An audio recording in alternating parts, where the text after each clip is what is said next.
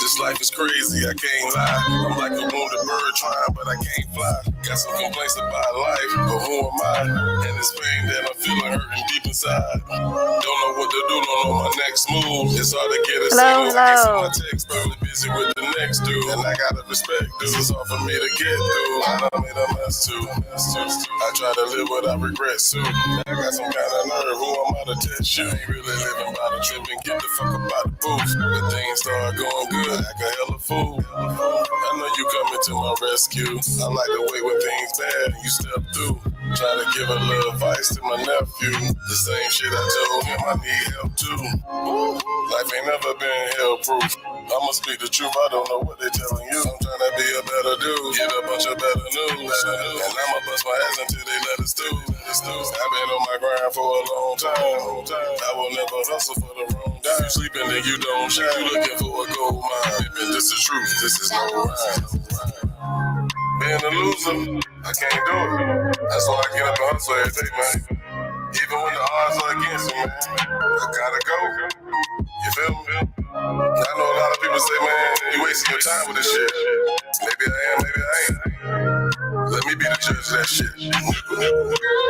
Money to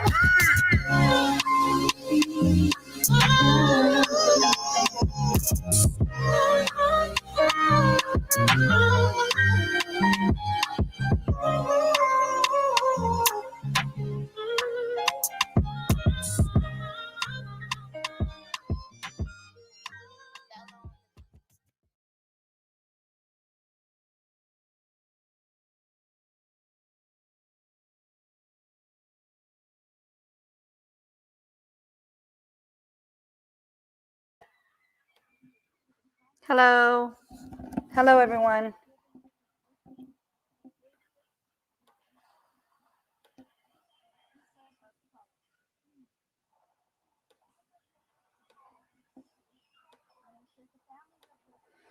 Drop in the link for whoever wants to hop on.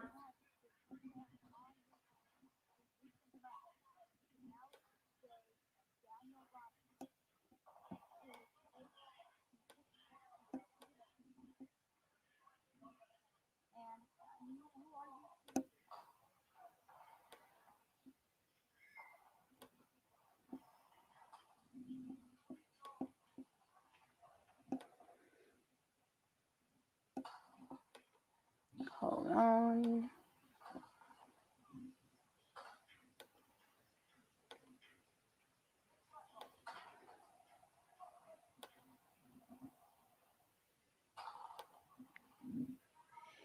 Day, a 25-year-old Illinois State University graduate student was reported missing by his family and a faculty member on August 25th, according to Bloomington Police Department.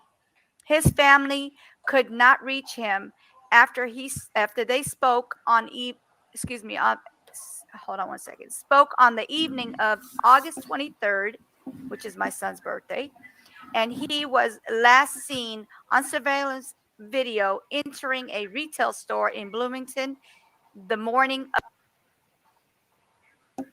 of August 24th. Sorry about the glitch. Police located Day. Hold on one moment. Hello? Hi, how you doing? Oh, hold on one second. I'm good. Hold on one second. Okay, you guys, this is Daniel's dad. Hold on one second.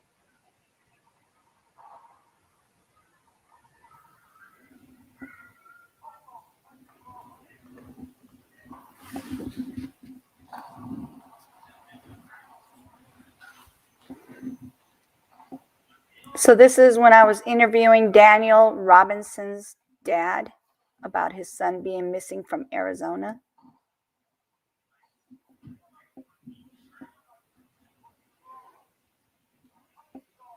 First thing I'm going to ask you is, what is your name, please? Yes, David Robinson. And who are you to Daniel? I am Daniel's father. Okay. Can you guys hear everything clearly? Yes. No, I'm asking them. Hold on one second. Can you guys hear me clearly? And can you hear him clearly as well? Multiple social medias hearing this. Okay. The more the better, right? We gotta Yes, find him.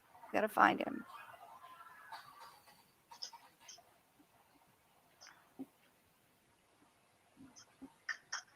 Hold on, let me make sure they could hear us first.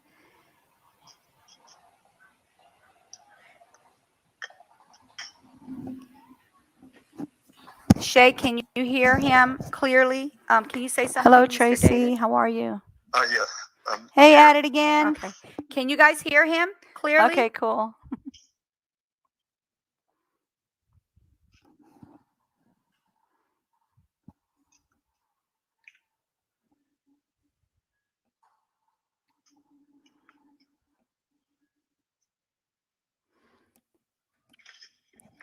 I don't know what's going on here.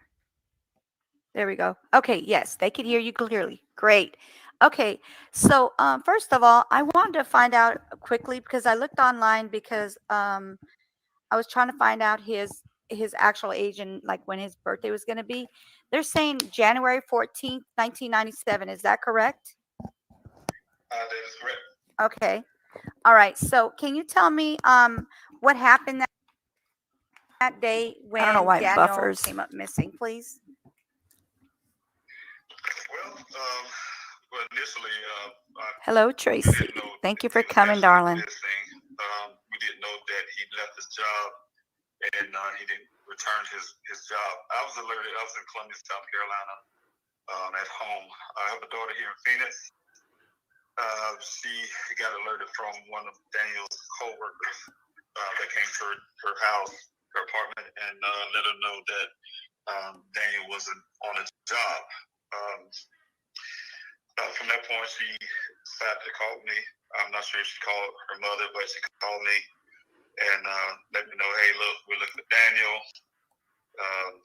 They said he was on his job and somehow he left and they don't know where he went. So at that point, it wasn't very striking at first. Of course, we have a big time difference from Arizona to South Carolina. Looking at the time, things didn't get really bad up front because, of course, trying to be level-headed. My daughter called me about it, so I had her to go around, search his apartment, try to talk with his friends, see if he decided to go somewhere or something. After I started looking at the time, we couldn't locate him. It's getting over 6 hours from his job, saying that, the last they seen him on his job.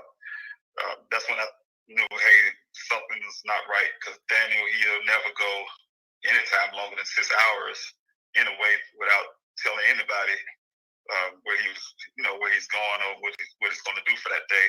So Welcome. that's when I start doing a little bit more worrying as a father.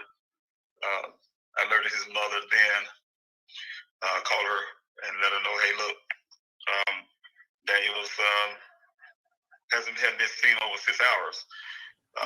I'll be putting the update on there afterwards. That's not like him. So I decided to call the police department. I first called Tempe. My son is a resident of Tempe, Arizona, and so I called the Tempe Police Department. Those guys in turn told me to call Buckeye because that was the last place my son was seen. So I go ahead and call them and go ahead and put in that missing person report, but they rejected it first, explaining to me that he's over 18 years old. It takes at least about, I think they gave me 12 hours before you can put in missing person. And I laid up time difference from my home and here in Arizona, and I had like 3 hours left or so. Waiting those 3 hours out, a little rough. Wait them out, call them back, say, hey, look, it's been 12 hours now. We need to do something about it. Buckeye Police Department was at front. As Officer Cruz, he is very helpful. He's kept contact with me. He put in a missing person report for me. He must have called me, seemed like every 10, 15 minutes. Of course, I wasn't getting no sleep that night. I wasn't willing to sleep either. I needed no answers. Constantly calling me, telling me some updates, what he was doing. He's going to talk to some of the coworkers. He even drove up the area. I think the road at the time I didn't know. It was called Sun Valley Parkway. He drove up and down Sun Valley Parkway to see if he's on the side of the road or anything like that. He in turn also Hello, Jeanette. Thank you for coming. And then the next morning, of course, I asked him, send somebody out. She said he couldn't do that because it was so late. They couldn't get a bird in the air at night, so they'll try something in the morning. Of course, I talked to them the next morning. Look here, y'all looking for my son. He said he tried to talk to his supervisors to get a bird in the air to go search. Because what he was told, what I was understanding at the time, my son drove off into that desert from the eyewitness that was there, the last guy to see my son. Okay, and who was this person that saw your son last? Well, the way it is, my son, he's like I said, he works for this company, MiSsInG New World. He's a field geologist for them. He went to school to be a geologist. They hired him on as a field geologist. His job is to go out to certain well sites all over the area of Arizona. I'm sorry. And he usually it's usually him and whoever he meet at the well site. A representative from a drilling company will always send one person. His company send him, for instance, coworker with anybody. There's always two of them at the well site at any given time.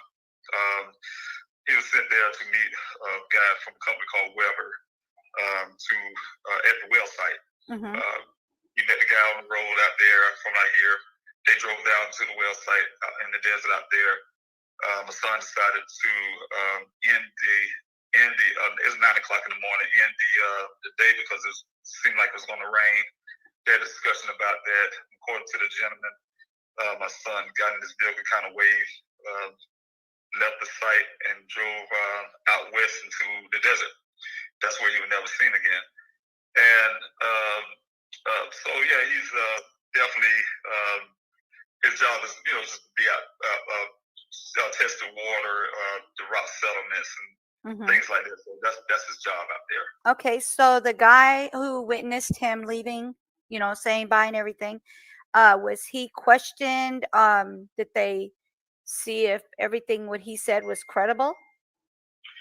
I don't know if they seen it was credible, but that's how I got the storyline. The storyline came from the Buckeye Police Department when Officer Cruz said he spoke with the workers, which was one of the guys that seen my son last. Is also when he say the workers, he's talking about the guys at my son's company at the work site. So I'm not the work site at the well site, but his job. The only two people that was at the work site that day. That well site was my son and the other gentleman from the company Weber. My son works for MiSsInG New World. But yeah, they did question him that night. Officer Cruz said he questioned him that night, and that's when I first heard the story. Thank you, Pat. I appreciate that. Made a west turn out there in the desert and disappeared in a sense, So that's one of the things that prompted me also. It's okay, Tracy. You're not the only one that was doing that. They didn't put that bird in the air the next day, next morning. It was canceled. What officers told me it was canceled. How do you like my Nightbot? Wrong man.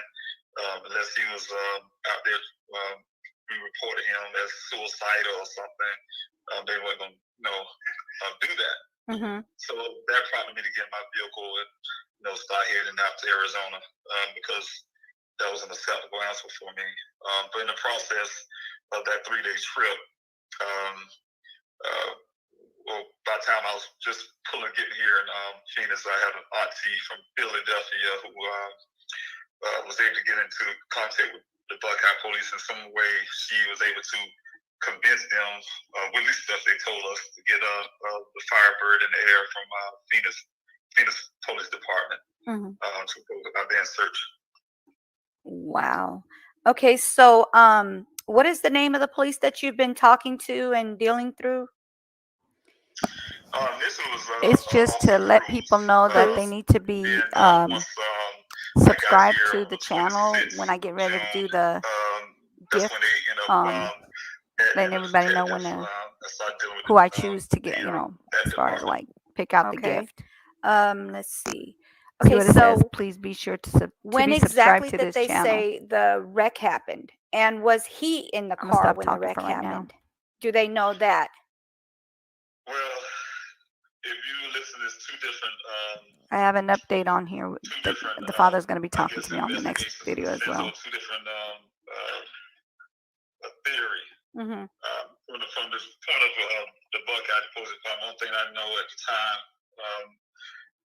of course, I was out there, was satisfied with the Buckeye Police Department search. They only did one search at the time, and also they had a second search. That's the first search I was speaking of, but then they had a second search with the Civil Air Patrol. That's before the vehicle was found.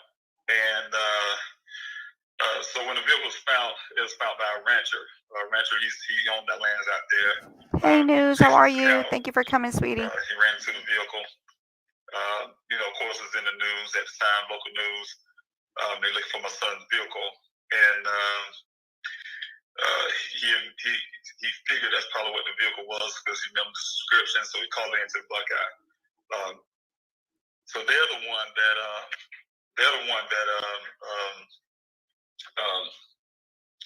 I'm sorry. They're the one that located the Jeep. Right, it's actually the rancher located the Jeep and called them in. Okay. Now, from the Buckeye's perspective, they was telling me that it appears the vehicle rolled over, went down a ravine, 20-foot ravine, rolled over several times. I think kind of nosedive or something, and then landed on its side. They tell me the airbags deployed. My son appeared to have a seatbelt on, and there was no blood in the vehicle.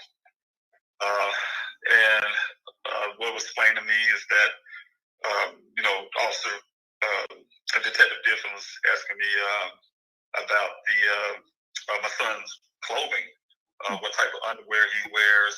Do you wear briefs or boxers or something out of other? I told him, how would I know that? But they say all of that was on the ground. His socks, everything he was wearing on his person was 3 feet away from the vehicle in the pile. His safety vest a foot away from that. They just say they didn't see any footprints or anything like that. They say they used cadaver dogs, search dogs. Hello, Buddha. And the narrative was, they tell me that the vehicle was going like over 30-some miles per hour at the impact. And like I say, he had a seatbelt on. Of course, I had to accept that story, other than the point where Detective Biffin started explaining to me that his theory was that my son most likely sustained a major brain injury, and he shredded his clothes off. He walked out there in the desert naked, and he went to go to a monastery to become a monk or something out of it. And of course, saying things like that to me prompted me to, and also with my volunteers, we out there on the ground trying to search for my son, prompted me to get my own investigator. So the investigator changed. My investigator came in. He examined the exact data that the Buckeye Police Department pulled from the vehicle. He's an accident reconstructionist, by the way. Pull that data that they pulled from the black box off the vehicle. He let the damage on the vehicle. He also took the statement from the rancher, who took dozens of pictures before the officers got there. And with everything that he had gotten, he realized, first of all, just looking, seeing the vehicle, examining the vehicle, the damage wasn't done on any kind of on that terrain. It didn't match the terrain. Mm-hmm. There was no damage to the roof of the vehicle, so it wasn't a rollover. And so when he went into the data that the Buckeye Police Department shared with him, he found that not only the vehicle was crashed multiple times, but when the first airbag deployment, the vehicle was cranked over 40 sometimes. It was driven over several miles, I think roughly, they say 7 or 12 miles after the first initial crash. Mm-hmm. And because of the terrain and everything, where the vehicles landed, and looking at the tracks and everything, the vehicle seemed to have been staged where it was at, where it was located. And also, like I said, with the testimony of the rancher who chases his cattle at his land, he was there 2 days prior, and the vehicle wasn't there in that area. He explained a lot of the rancher explained a lot of things. Hey, look, it's there. They didn't have enough dirt on it. His cattle would have been licking on it. There would have been, cow stuff around it. Mm-hmm. They would have been, they would have been messing with it. They would have been messing with that vehicle. Only because he had also had a case of water in there, and they would have been trying to get to the water. Mm-hmm. They would have been messing with the clothing on the ground, that kind of stuff. With all of that, that was an indication of possible foul play. My investigator was able to take the entertainment system and get the exact time and when the first air deployment was made. The first initial crash, it was 4 hours after my son went missing. Mm-hmm. On the same day. Mm-hmm. So it's a lot of information out there with that that indicates that it's possible foul play. We turned that over to Buckeye Police Department, which now took that information and shut down. They won't talk to my investigator anymore. They don't talk to me anymore and give me information. So I had to turn to petition and turn to the media to try to get them to do the right thing. Yeah. Yeah, because I was actually looking into the case, and he did say that they drove an additional 11 miles after the airbag deployed. I don't know how that happened, because when an airbag deploys, your steering wheel literally bursts. The whole part where the airbag is, it bursts. Yes. So how could that person or I'm not going to say your son, because how could that person, whoever it is that drove the additional 11 miles, could have did that? Like, that doesn't make any sense to me, because my husband has been in a wreck before. We live in Louisiana. He got into a wreck and he hit a deer, and he ended up, his airbag deployed, and there's no fixing it. You literally have to get a whole new steering wheel. There's no way. So that part does not make any sense to me. As well as he said they try to turn it 46 times after the accident happened. Right. I'm like, what? I don't understand that. So they're not 100% that your child was in there when the wreck happened, right? I don't know. I don't know, and that's what the question I kind of asked the Buckeye Police Department. Like, look, I had to sit down with Chief Hall and his staff and his detectives. Once the vehicle's found, they literally, the detective literally called me in the next day when the vehicle was found. Had me up to the police department up there, and after he showed me the vehicle, threatened to have it towed away and charged me some kind of storage fee. I, of course, was angry about that. Found out they didn't do any forensics work on the scene, things like that. So, of course, I'm, very angry in there about that. Mm-hmm. I asked the same question. Look, how you know my son was in the vehicle? Yeah. The answer was, obviously, it's his vehicle, so he obviously was in it, something or the other. I was like, well, how you really know that? Did the forensic work? No, we didn't do any forensic work with that because there was no blood in the vehicle. Okay, well, I'm thinking about scan, everything, fingerprinting or whatever. We'll make a long story of that. After I fussed about it, they waited 3 days or so afterwards. They decided to hold the vehicle another additional days to do fingerprinting on it. But it was after the fact that they moved it from the scene, got it back in their compound, and decided to do that kind of work.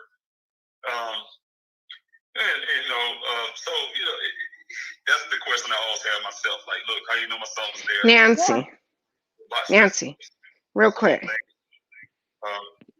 Nancy, can you hear me? Sometimes people wipe away blood, and in order to find the blood, they have to spray luminol.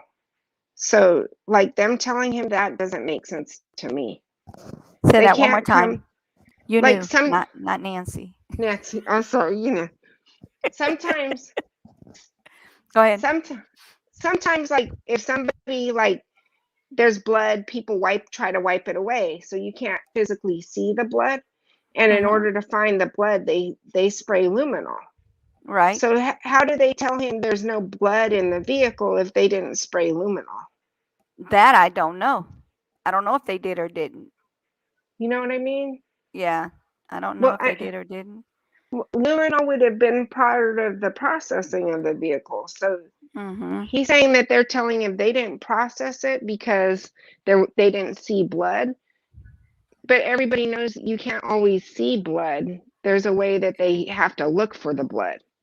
Right, especially like if it's getting cleaned up. Yeah, under a black light or something, Doesn't make sense. No, it doesn't. It really doesn't. All right.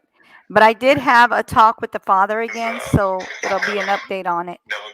Okay. Oh, you were going to get answers because hopefully, this gets out there, because I was dumbfounded when I found out that nobody knew about this, about Daniel. There's a bunch of cases that are out there that nobody knows anything about. And I'm really dumbfounded by this because, like, it's a big thing. It's not something small. It's a big thing. Why doesn't everybody know about this? They have certain cases that are blown up to where everything gets taken care of within, weeks of it happening. And here's this case since, hold on one second. Let me see. June 23rd to this date, and he's not found. And then they don't even know if he drove that car, if he was in that car when this wreck happened. But they want to say that they don't want to go look into it because, excuse me, I get very distracted, I get upset when I hear things like this, so I kind of can't get my words out. But I just don't get how they can sit here and tell you they're not going to look in there and investigate the car, and because there's no blood, there's no this or that. There's a way to find things. There's the smallest little speck of anything, any tiny fingerprint, anything they could find that was not supposed to have been in that car, that is not your son's. They can say, hey, we'll start looking into this, and they can take these clues and turn it into something and be able to tell you what's going on instead of sitting here telling you they can't do anything about it. I don't get that. They don't want to do anything about it. That's my impression. Anytime you can turn a vehicle over to me the next day after you found it. You didn't do any forensics work, right? And then you turn over all my son's belongings and in evidence bags, but you got it marked for safekeeping. You're not planning to do anything with it. You're not planning to do any further investigation. They came on, Buckeye Department came on a week later and say, hey, we exhausted all our leads. There's no foul play. We exhausted all our leads. Wow. They were looking at leads because they didn't search for anything, because it's ironic that when they said that, I was able to start a search. And I love my volunteers. They work hard, rigorously. We have our searches from 5:45 in the morning for a safety briefing. And then we'll be out there from 6 o'clock on.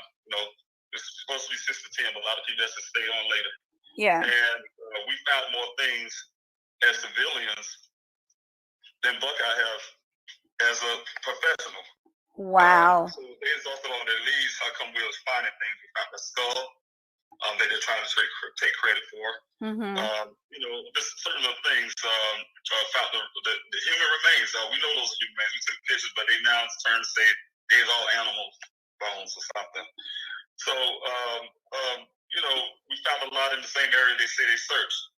So they don't want to really do real, real hard work it's one thing to put a plane in the air and fly, and so you can put it on your logbook and say, hey, look, I was looking for this guy. We put a bird in the air. We had some air patrol.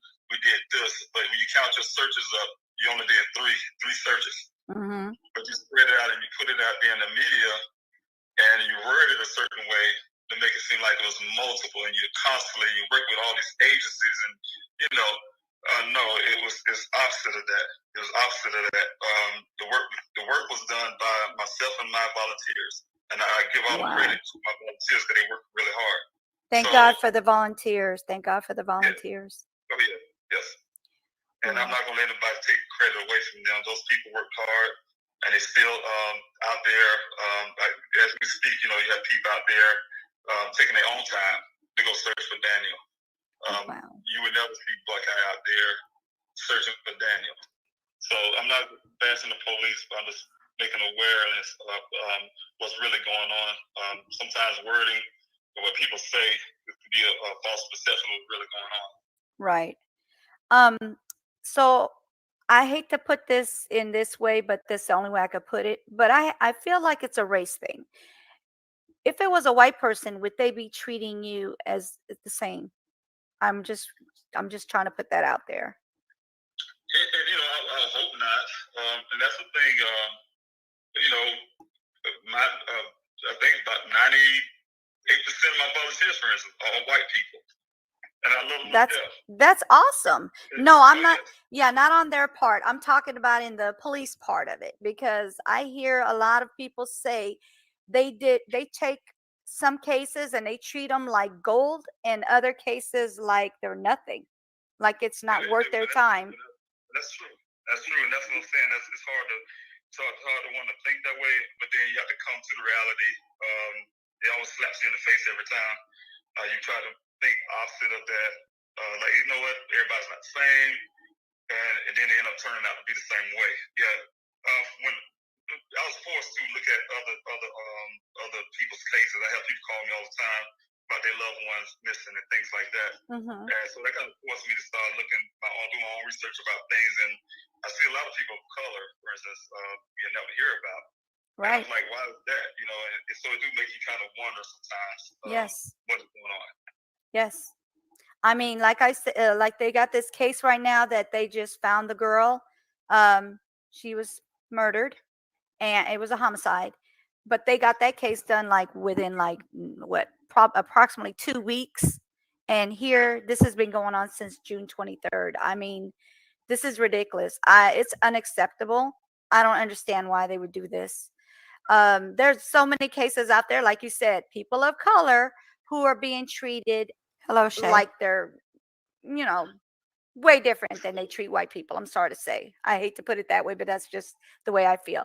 My husband is African American, so I'm not, but he's definitely African American. My kids are mixed, so I definitely see a lot of that. I do see a lot of that because my husband's African American. I do see a lot of it, how they treat people and mistreat them.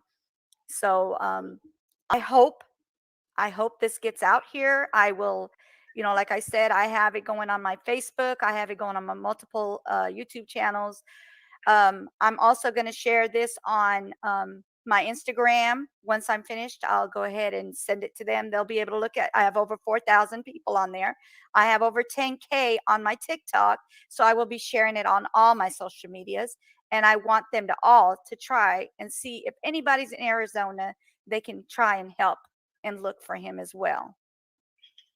Yes. That you guys need all the help you can get. And I know you probably got a massive amount of volunteers, but it's never too much.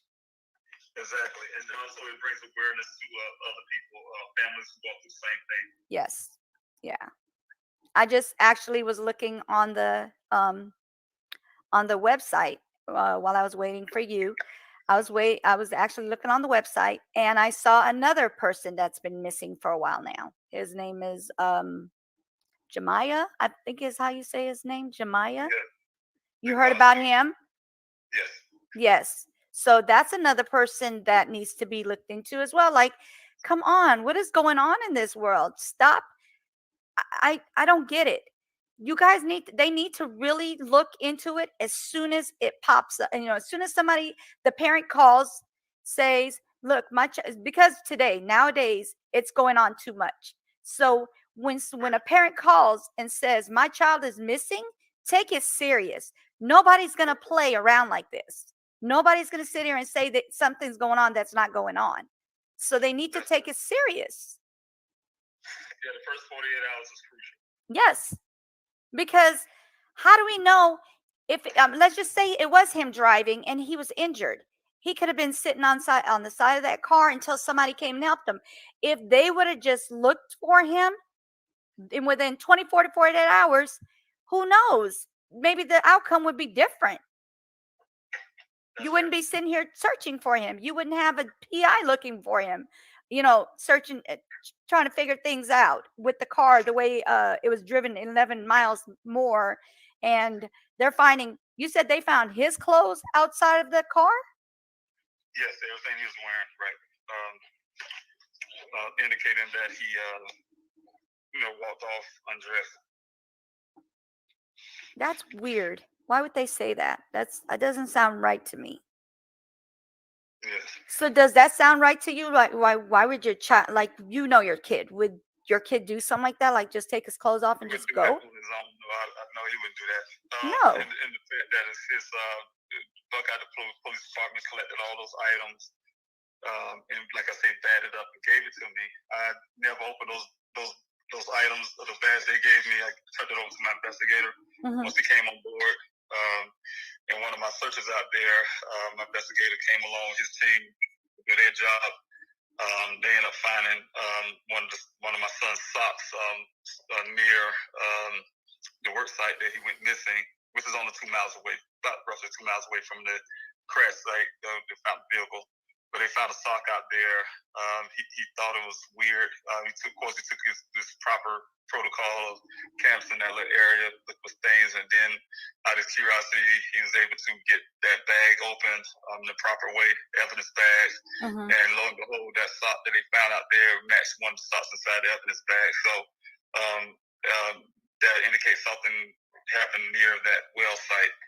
So a lot of that is at the same time they still come to a fact, say, hey, look, we're still not suspecting foul play, and only thing I can think of them keep standing on that thing is so they don't have to do anything, because once they call it a possible criminal case, that means they have to actually do some work, Right. So and that's easy for them. If they can keep it that way and keep it just a missing person case, that means they don't have to do anything.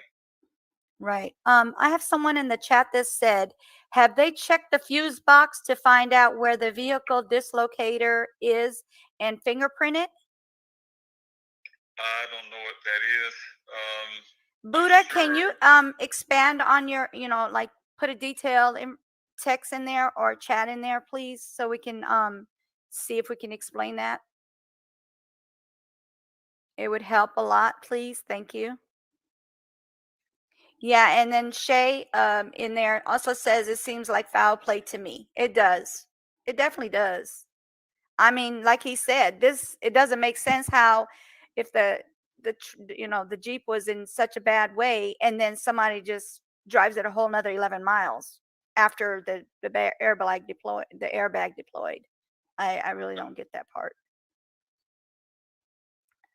So let me see if she can figure it out. Maybe I can look it up. Let's see, the fuse box locator.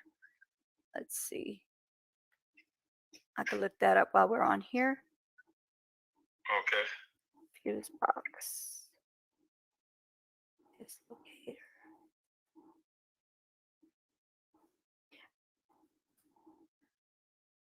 Okay.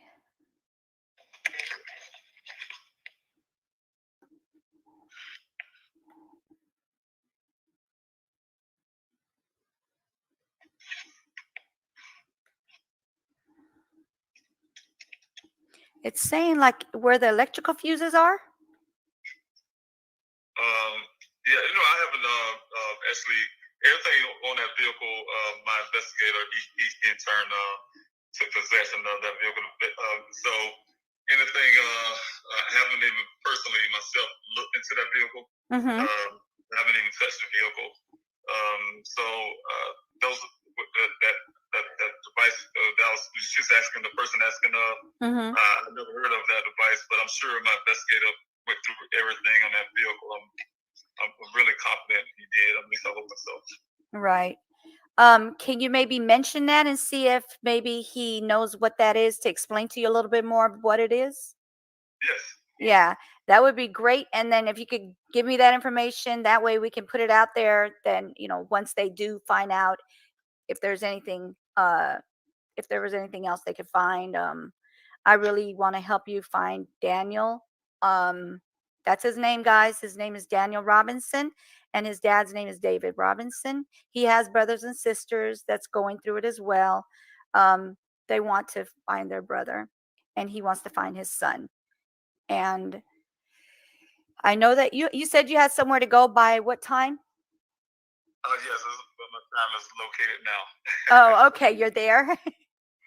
Okay, so yeah, that's what we need to do. We need to try to get this word out about Daniel Robinson being missing and where he's from, what happened. Share this as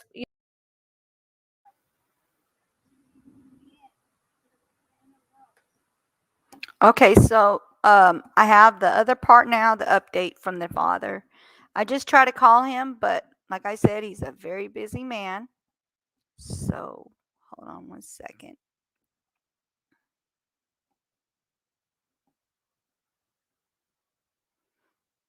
Let me share it. And anybody that wants to hop on, you can hop on. I will send the link.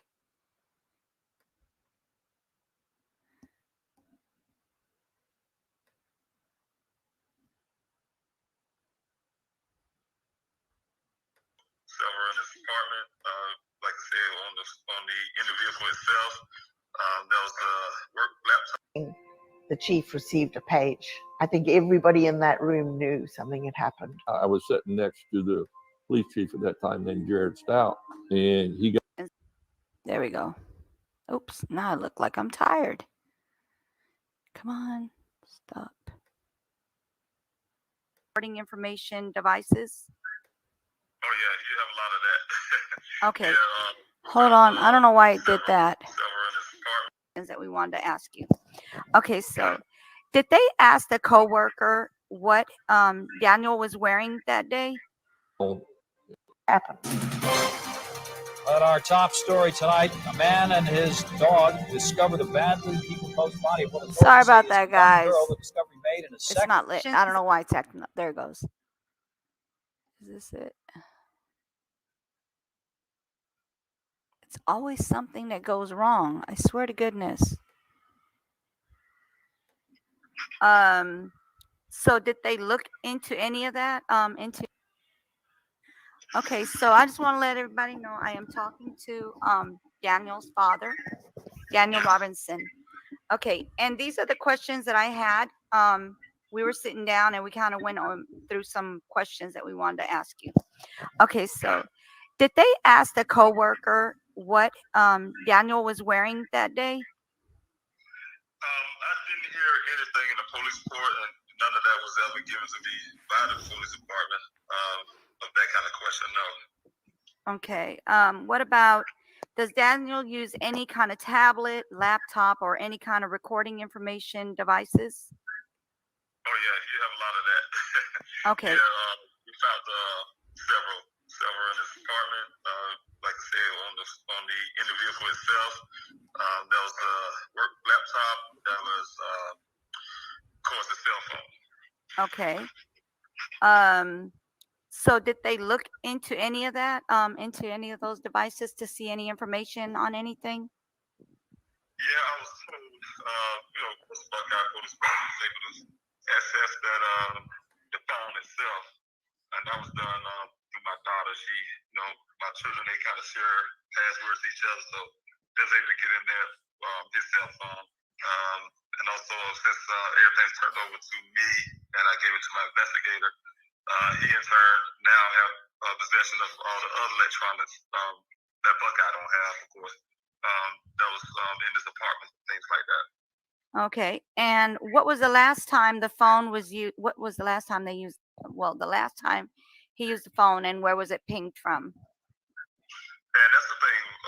Buckeye had never gotten a ping location on that cell phone, of course, because they didn't get a warrant, and they didn't never get a location of his Uconnect in this vehicle because, of course, they're saying that they didn't get a warrant. Well, then they backtrack and said, yeah, they did look at the Uconnect and got all 0 grids or something. I don't know what that means, but. But to your question, I forgot your question.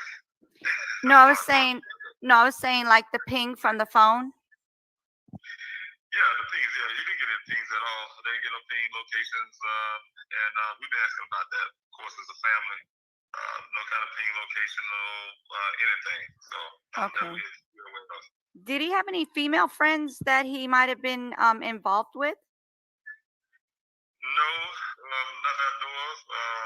Because he didn't have a girlfriend at the time, so he went missing. So I don't know anybody. No. Okay, so he did have a girlfriend, though. You said, No. or did not have a girlfriend. Okay, and when did he move to South Carolina? You said, I think you said 2 years ago. Yeah, he came from South Carolina. About 3 years ago now. 3 years ago. Okay. Right out of college. Okay. Landed his first job here in Arizona, in Phoenix. All right. Been working there. Okay. And did the company help you in any way to like locate him, give you any information to where he might be? No. The only thing I got from his job matrix is the initial looking for him because he didn't. I guess when he left the job site, it was given to them, and they went to my daughter's house asking if he showed up there. That's the extent of their search. They didn't go in the desert. On time, make sure they had anything with the desert searches on my searches. They came out to assist. Like, for instance, they got you in at the gate. That's the kind of thing I asked them to do. They guide people in at the gate to our command center. They also joined in on the foot searches with the search that I created. But anything other than that on their own, no, they haven't done anything, any kind of search at all. Okay. And what day was that the guy, the owner of the property, found the Jeep on his property? That was on July the 19th. July the 19th. Okay, so that was basically a little under a whole month before he found that Jeep, correct? Exactly, right, exactly. And then he found it like 2 days after he already been out there, and he said there was no Jeep. That's what I was about to mention. Yeah, he's been there through there several occasions, according to him. Of course, he chases cattle. He's, I think, 4th generation owner of that land up there, cattleman. And he said, yeah, he's been through there many times, and that vehicle wasn't there. Wow. Okay, and how far is this place from the border to Mexico or to the border? I do not know. I know it's the south, of course, the south of where my son's vehicle was found, but I believe, not mistaken, even if you go south, you have to go through an airport, a small airport area through there. So I really don't know. Really, a location and distance-wise, I wouldn't know that. Okay. The other question I had was, how did it go with that on Saturday, searching for him with over 1,000 volunteers? How did that go? The search itself, of course, we was happy to get the over 200 people that did show up, and I'm grateful for that because we need everybody and any help that we can get. So I'm always grateful for anybody. I don't care if it's 20 people.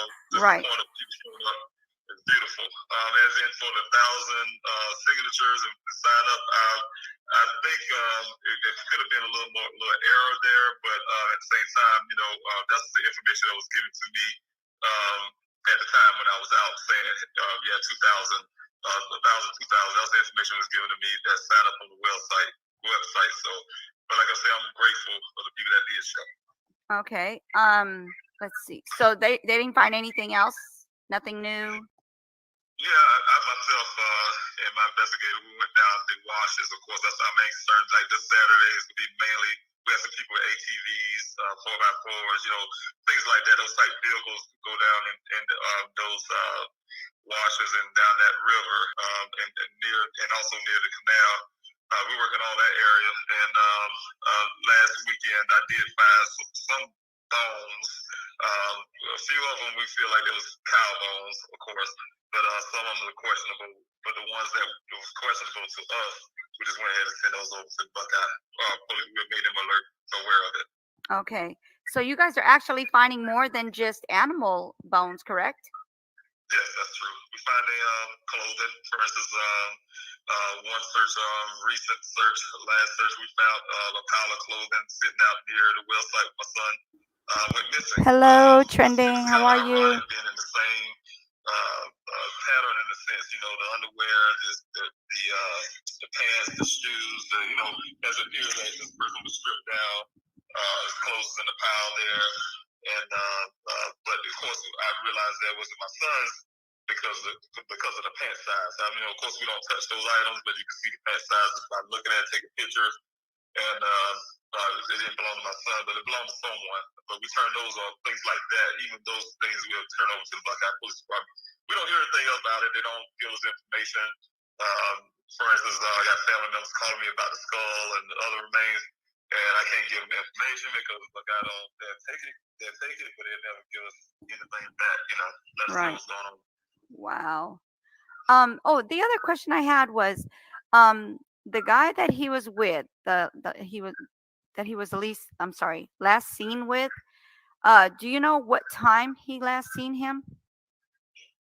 The gentleman that was from the company Weber, that was out there, my son and him, the only two out there at the well site, he mentioned that it was around roughly 9-ish in the morning when he said my son drove off from that site. Okay, so do they normally work early like that, or like get off early like that, or was it like maybe something he had to go do? Yeah, he's the way it works. He gets assigned a job. Sometimes he work at night, believe it or not. Sometimes he work in the day. It's easy for him to be out there late. Some cities he go to, he has to, actually get a hotel room, things like that. So it's not a time stamp type thing. He just get assignment. For instance, he went to a well site before he went to the one. He ended up missing that. Went there first, finished what he had to do there, and then showed up at that well site around close to 9-ish in the morning, and that's when we went missing. Okay, and how long has he worked with this guy, the one that he was seen last by?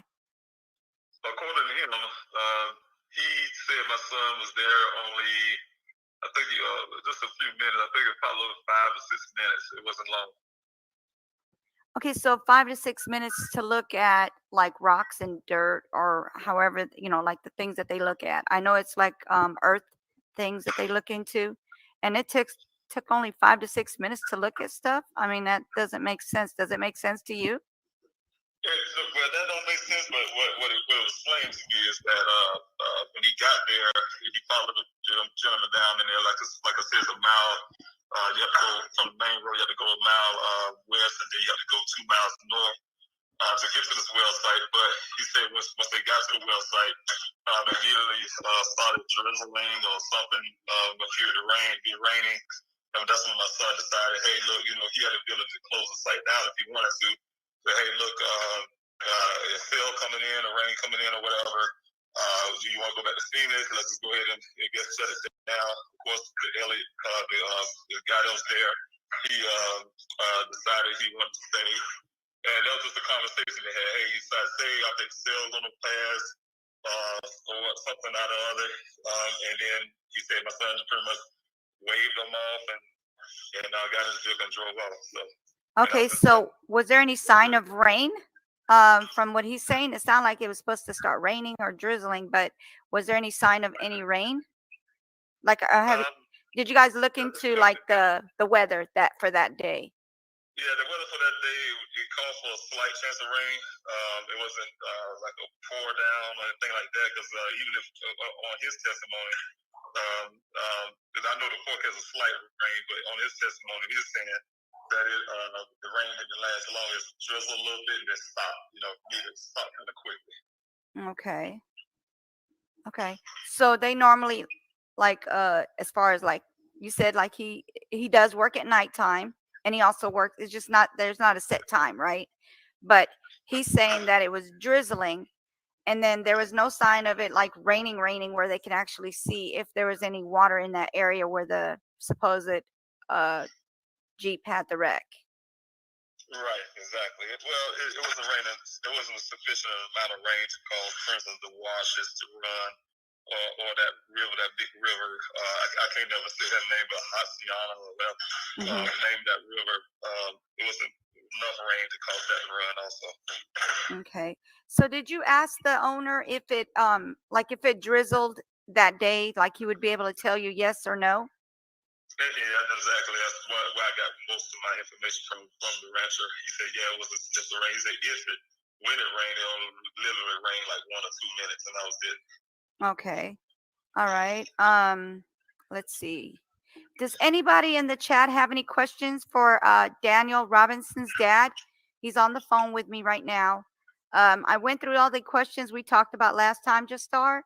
So if you have any more questions, we can go ahead and ask him right now since I was able to catch up to him. He's a very busy man. So if you guys have any questions, go ahead and put it in the chat.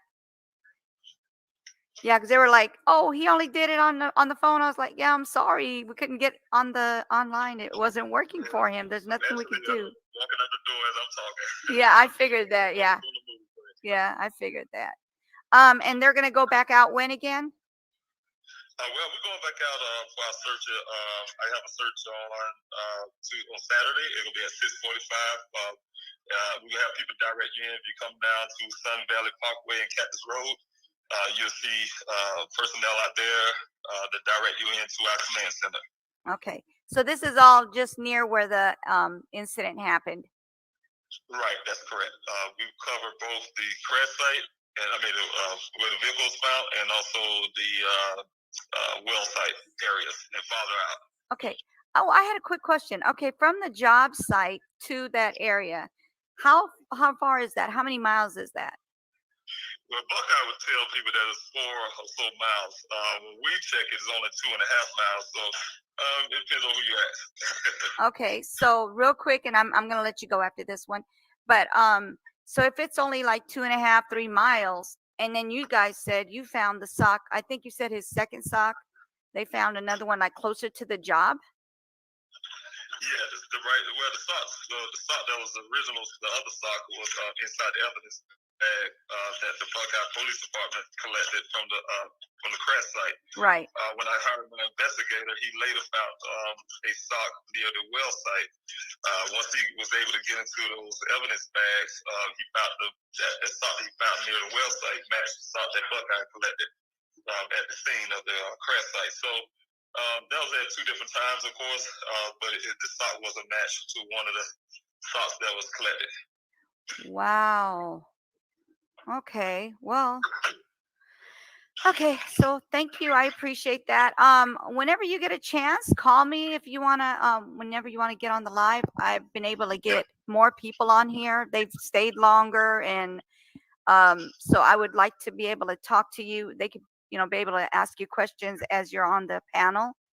So if you could do that, I would appreciate it. And I hope everything goes well this Saturday.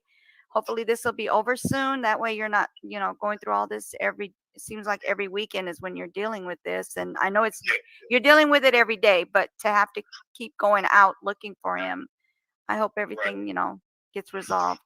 Okay, so please give me a call whenever you're ready to get on live. I'd appreciate it. I appreciate it. Thank you, Sue. You're welcome. Reach out to me. Okay, no problem. You have a great day, okay? Thank you. Bye-bye. Okay, so that was Daniel.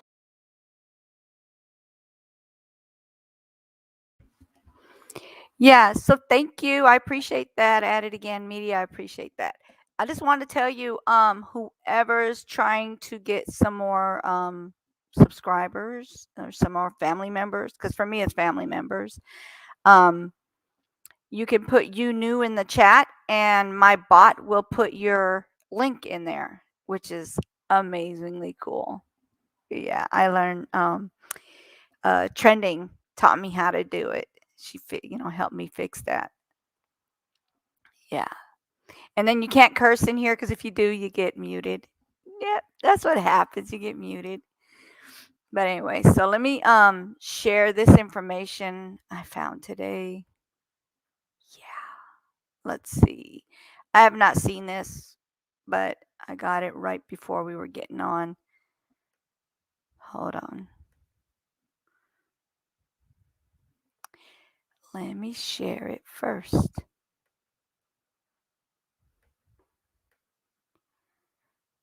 Give me a minute. Let me get off of this. Okay, there we go. All right, let me share it first because it doesn't do it.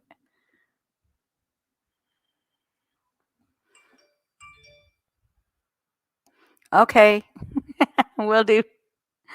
It was so easy. I couldn't believe how easy it was. Because, like, having that link was the easiest thing. All right, hold on one second. So this is new information that I got offline. Give me a second. That showed about another missing in America Hold on. case that we brought you last week. Or tonight about another missing in America case that we brought you last week. 24-year-old geologist Daniel Robinson has been missing since June 23rd after leaving his job site in Buckeye, Arizona. His blue Jeep turned up a month later, but no sign of him. His dad and also a private investigator have been looking on their own in Arizona in the desert for months. And we are getting some insight into his mindset in the days before he went missing. There are some text messages revealed in a police report from Buckeye Police that show Daniel was texting with a young woman leading up to his disappearance, and she turned down his advances. Robinson worked a side job delivering for Instacart. He also delivered liquor to a woman named Caitlin at her home. She and her friend had invited him in, apparently, and they exchanged phone numbers. Well, within the week, Robinson reportedly showed up unannounced and sent these messages saying, quote, "I couldn't stop thinking about you." She wrote back saying it made her uncomfortable and that she didn't want to hang out with him. According to the text, Robinson showed up at her home again, eventually asking Caitlin, "Do you hate me? Honestly, you showing up at my house unannounced," she said, "made me extremely uncomfortable. I don't see us hanging out anytime soon." All of these messages were then turned over to police and part of their initial report. As of tonight, Daniel's disappearance remains a mystery, and police say there is no evidence that any violence occurred or any foul play has happened. Like that. Add it again. You have to put it just like how she put it in there. We have asked you to send us cases like Daniel's and like Lauren's that you think we should be covering, shining a light on, and paying more attention to, and we have heard you. In the last 2 weeks. Oh my goodness. 175 tips in 2 weeks, and we are combing through, reaching out to law enforcement in these cases, and we're figuring out ways that we can bring you these important stories and hopefully help solve them, bring some of these people home. All right, so let me see what's on here. So basically they're trying to say that he was talking to a young lady. Hold on, let me see what's this getting ready to come on here. Yeah, we don't want that. Okay, so it says Buckeye, Arizona, a 24-year-old geologist in Arizona who has been missing since June 23rd was rebuffed by a young woman in the week leading up to the disappearance, according to the police record. Police records obtained by News Nation show Daniel Robinson had been texting with a young woman named Caitlin. On June 22nd, the day before he was last seen, Robinson wrote his final message to her. "The world can be better, but I'll have to take all the time I can and we can, whatever to name it. I'll either see you again or never to see you again." June 20th, He told the woman he loved her, but she did not respond to his message directly. Daniel Robinson was left seen leaving his job site in Buckeye. His blue Jeep turned up a month later, flipped on its side with his wallet, phone inside, but there was no sign of him. Daniel Robinson met Caitlin while delivering an Instacart. He delivered liquor to Caitlin's home. She and her friend reportedly invited him in, and they exchanged phone numbers. Okay. However, Caitlin said in the text that he showed up to her house uninvited multiple times after that. Honestly, you showing up at my house unannounced made me extremely uncomfortable, Caitlin wrote in a text to Daniel Robinson on June 20th. I will not be home today, but I don't see us hanging out anytime soon. A day after that, Daniel Robinson wrote, "I'm outside of your house. Please stop doing that. I'm not even home. This is not okay," Caitlin responded. Robinson asked her if she hated him. Her final message to Daniel Robinson on June 21st was, "I don't hate you, but please leave me alone." All of the messages were turned into the police and were part of their initial report. David Robinson, Daniel Robinson's father, told the police his son had mentioned being in love with a woman he didn't know anything about, according to the police. The friends, family, and co-worker listed in the police report told investigators Daniel Robinson was not suicidal, and his father is still convinced he's out there.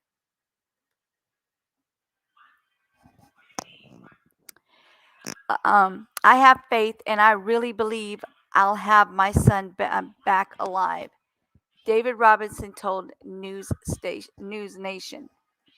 Some who have examined the case, including the family's private investigator, Jeff McGarth, don't believe Daniel Robinson was in the car when it flipped over. McGarth pointed out that the vehicle had 11 additional miles on it from when the airbag deployed. It had 46 additional ignition cycles on it after the airbag deployed. He also said there was paint on the vehicle that could not be attributed to the place it was found. Anyone with information about the case is urged to call on 803-200-7994. You can read the full police report below. Okay, so we're going to do that. Can you guys see it? Let's see. Can you guys see the information on here, or do I need to make it bigger? Can I make it bigger? I don't think I can. Okay, so basically it says missing person, the date, the address, where he came up missing. Let's see. The circumstances, responding officer. His name is S. Cruz. Let's see what else they got. Maybe if I make it bigger. Can you guys see it better like that? No, it's probably the same thing. Okay. So let's see. Incident, missing person mentioned, Doctors Connect, Shell Manager. I don't know what these are. I'm assuming these are involvements on the dates.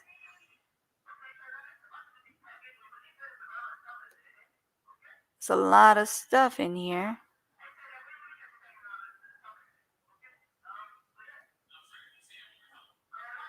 So it has the date that everything had happened. Let's see.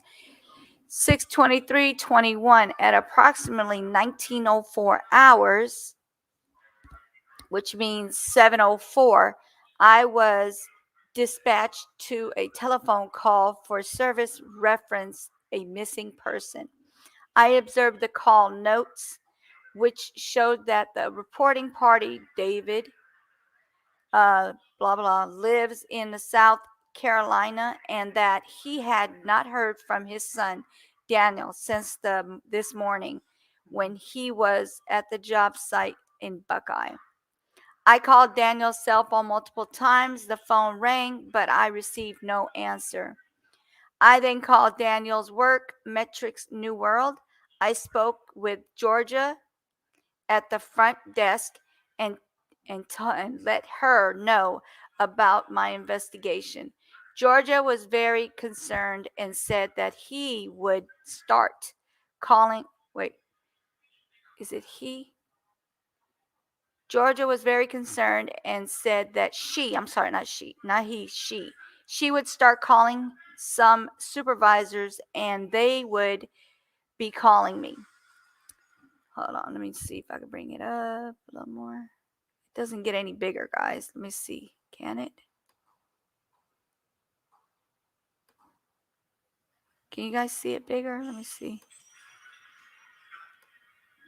Ooh, that's too big. Hold on. Okay, that's better. That's better. Can you guys see it from here? Or am I looking at the wrong thing? Hold on. You know what? You guys aren't even seeing that part. Give me a second. Can you guys see this part or not?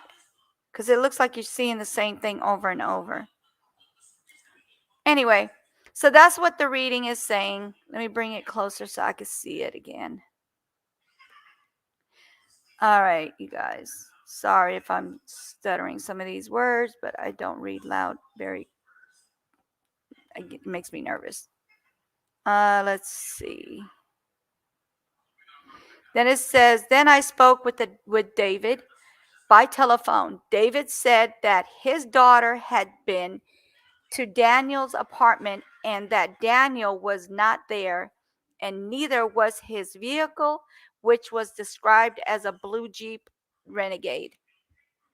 David also said that they had been receiving information from a coworker of Daniel's. He advised that Daniel had been to the job site in Buckeye, but that he had left in the morning and had not come back. Had not come back. So let's see. Then spoke with Kevin, who is a supervisor with the company. He advised Ken with the company, Weber, was the person that had met with Daniel. So that's the guy he was out with doing the job. Let's see. I spoke with Ken on the phone, and Ken advised that Daniel arrived at the site around 9 and that it was raining. So how could it have been drizzling if it was raining? Okay, so it was raining. Ken said that Daniel was saying things that did not make sense, like asking if Ken wanted to go rest and then asked if he wanted to go to Phoenix to rest. Okay. Ken advised that Daniel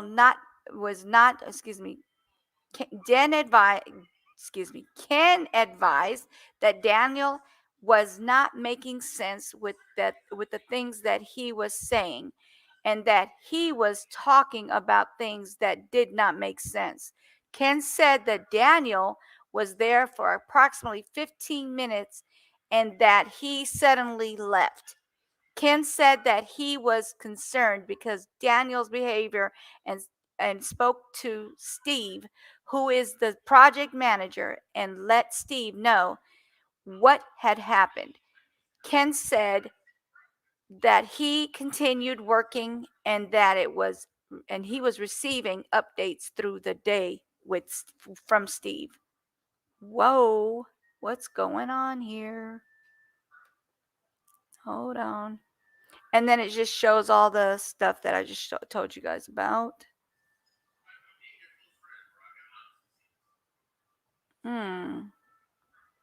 Okay.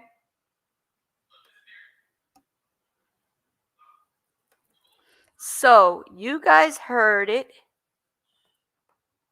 Okay, let me see what else they have down here. Okay, there's nothing on that one, so let me pull that one off.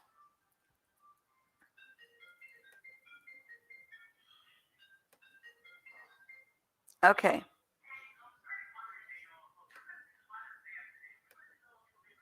Let's see what they have on this one for you guys.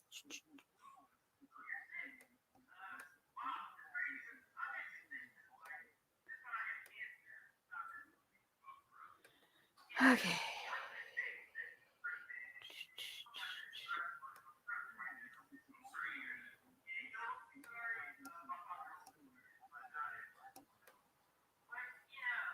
Hold on.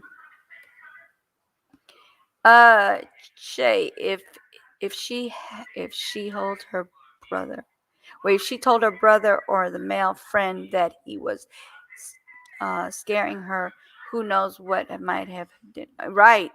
Exactly. Hold on. If you're in here, add it again. You need to put you knew, just like trending did. So it's like lowercase u new together. Put it together, and then it'll the robot or the bot, the night bot will send it through for you. We'll show it. Hold on, let me pull this up. Give me a second.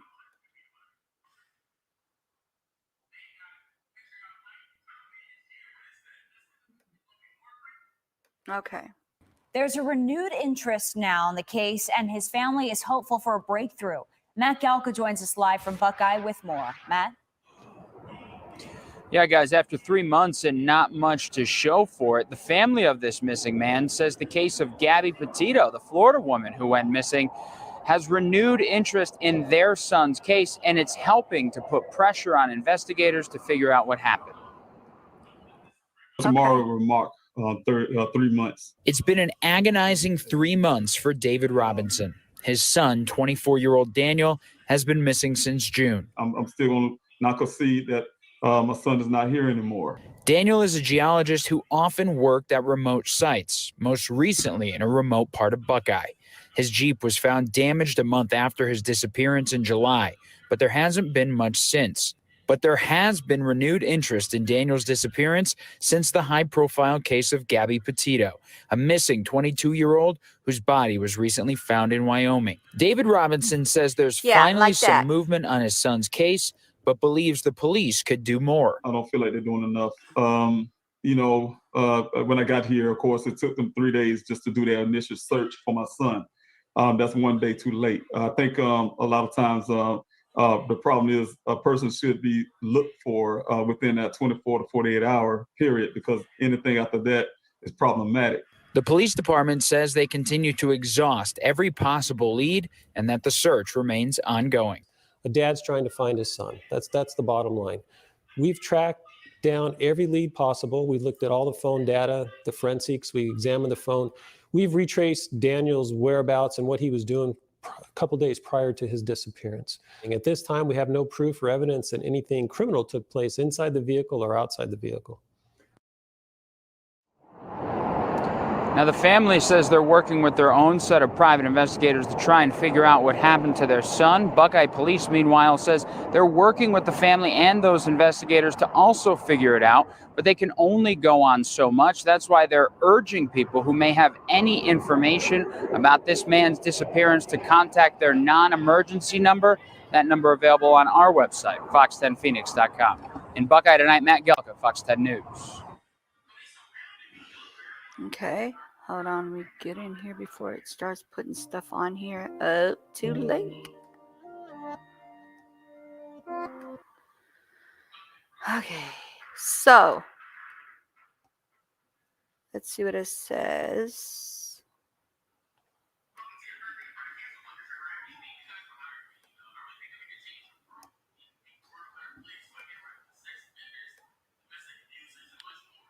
Okay.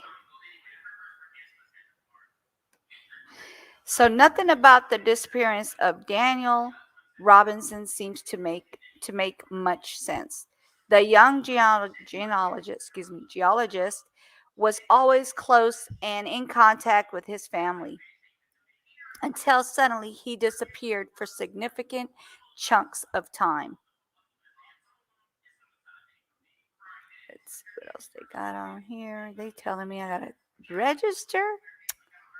Really?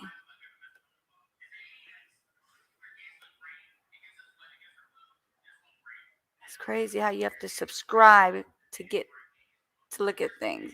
No, I'm not doing all that. That's extra. Let's see what it says now. Oh no. Okay.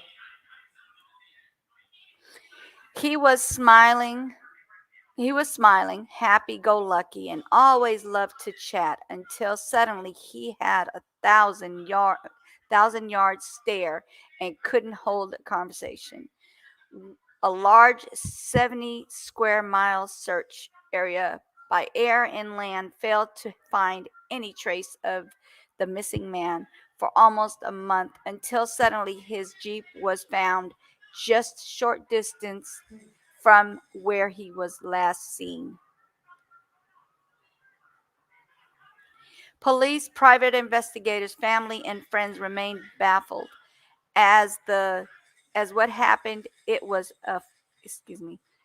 It is nope, not it is. Is it foul play, a planned disappearance, an endangered missing person case? This is everything we know about Daniel Robinson and the bizarre circumstances that led to his disappearance in the hot desert of Arizona. Who is Daniel Robinson? South Carolina native Daniel Robinson, 24, graduated from College of Charleston 2 years ago with a major in archaeology.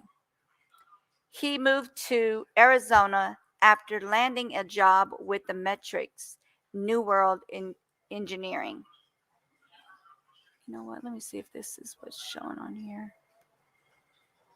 Oh, you guys can see it. Okay, cool.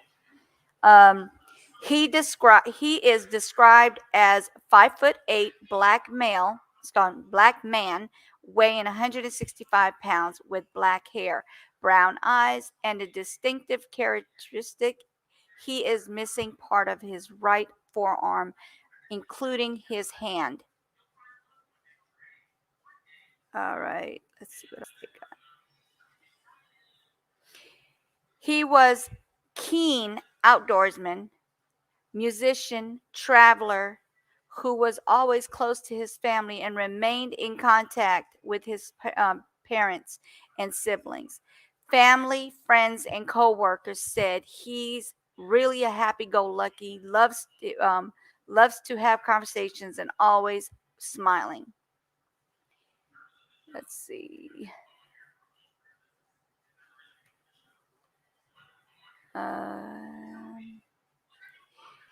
In the weeks leading up to the disappearance and on the morning he vanished, Mr. Robinson went from behaving normally to behaving erratically. He made some comments. Family thought were odd, and one day he left his apartment wide open and disappeared from contact for a significant chunk of time before returning. Last time and place he was seen alive, he was last seen by a co-worker, Ken Elliott, at a well site near Buckeye, Arizona on the 23rd of June around 9:15 local time. That was 9:15 a.m. local time.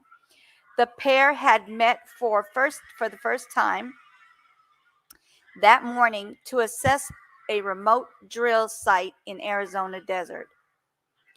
The job site was near Sun Valley Parkway and Cactus Road in Buckeye. Temperatures throughout the summer climb well above 115 degrees, and there's next to no shelter. Mr. Elliott told the Independent that everything seemed fine as they discussed the weather and the job. But within a matter of minutes, Mr. Robinson demure changed from normal to distracted. He was just looking off into the desert. He had a very, very distant look in his eyes. Mr. Elliott said, whenever he'd turn around again, I would look at him and he would look into his I would look at him and look into his eyes. The first thing I thought was maybe it was drugs or something, but his pupils were not dilated. From the standpoint, everything appeared to be normal. Mr. Elliott said, then I thought this was a medical condition or something.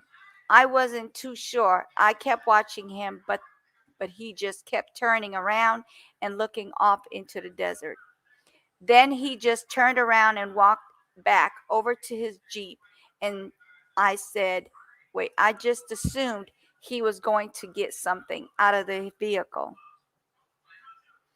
And he opened the door, got in, sat down, put on his seatbelt. Then he looked at me and just waved at me, backed up, and took off. While family and friends described Mr. Robinson as happy-go-lucky, Mr. Elliott said he didn't see that side of him. Okay, you guys, give me a second. My dog seems to be barking.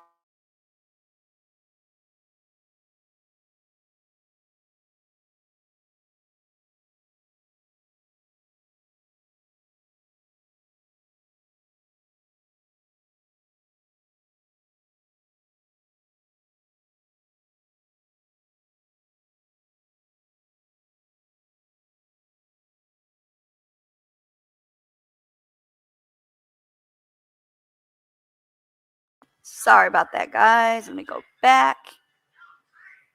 Let's see, where was I? Let me see that side of him. Okay. He was reported missing soon after disappearing. Mr. Elliott informed his co-worker by phone about the situation, assuming the younger geologist wasn't feeling well and would call in sick. Hours later, no one had heard from Mr. Robinson, and Mr. Elliott went investigating, find the 24-year-old Jeep tracks heading further into the desert. Okay. When I saw that, my heart sank because it just told me that he wasn't going home, Mr. Elliott said. Something was really not right. Father David Robinson told the Independent that the family in South Carolina became concerned after his son failed to check in the same day, which was unusual. Hold on. He didn't know what was going on. What was going on. We know Dan does not ignore his phone calls, Mr. Robinson said. I imagine his phone ringing and ringing and ringing for, I think, almost a day. And then finally, I guess the phone died or something, or somebody cut it off. Somebody cut it off. After that point, it goes straight to voicemail. He was reported missing to Buckeye Police Department the same day he was seen. Search continues. The search has been led by Buckeye Police Department using UTV, cadaver dogs, boots on the ground, and drones flying overhead, along with assistance in the air from Phoenix Firebird helicopters and civil air patrol. Family members traveled from East Coast to Arizona to join the search, which covered an area of 70 square miles. On the 19th of July, almost a full month later, a rancher found his 2017 Jeep Renegade in a ravine just a few miles from the work site where he was last seen by Mr. Elliott. It had landed on its side with significant damage. Police said a seatbelt had been worn at the time, and the airbags were found deployed. The vehicle contained Mr. Robinson's phone, wallet, keys, and curiously, the clothes he had. He was last seen wearing. Bottled water was also found. Sorry, you guys. The ravine was searched on the ground, by foot, and in the air by the Department of Public Safety Ranger helicopter. But they found no further trace of Mr. Robinson. On the same day, the family hired a private investigator, former police officer Jeff McGarth. On 31st of July, a human skull was found, but it did not belong to Mr. Robinson, nor did it belong to another missing person. Its identity remains unknown. Other remains discovered during the search were determined to be animal bones.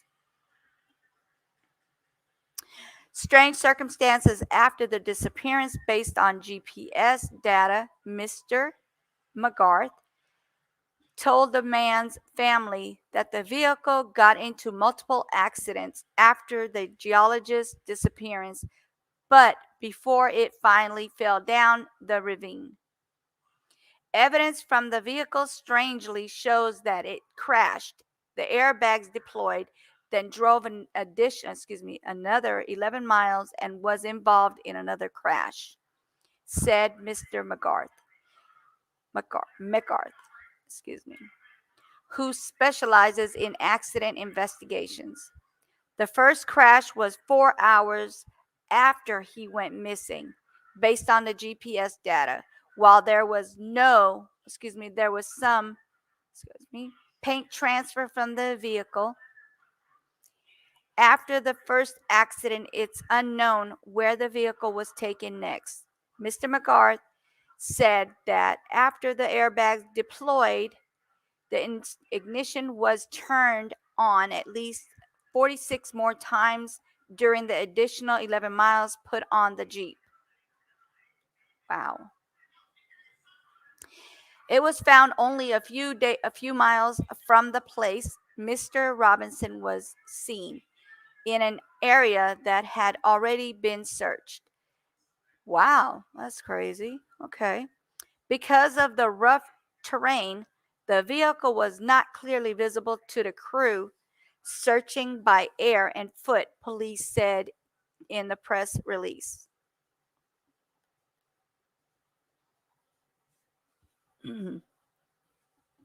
What police think happened. There was no blood found in the car, and there was no indication of foul play, police said. Carasa Planap, I don't know if I'm saying it correctly, but okay. Buckeye PD public information officer said that they were continuing to analyze the evidence and data taken from the geologist's vehicle, but they still have no indication of where he is or what happened. We're looking for any information from the public, and the public has really come out in big way, though through searches and through providing information that's been so helpful. But we need more. We need more information, she said. The search and the case remains open. Mr. McGarth says, at minimum, we have an endangered missing person case. If he's not right in the head and he just kind of wanders off, That could be a problem, he said. Maybe he did just take off, but he's got nothing.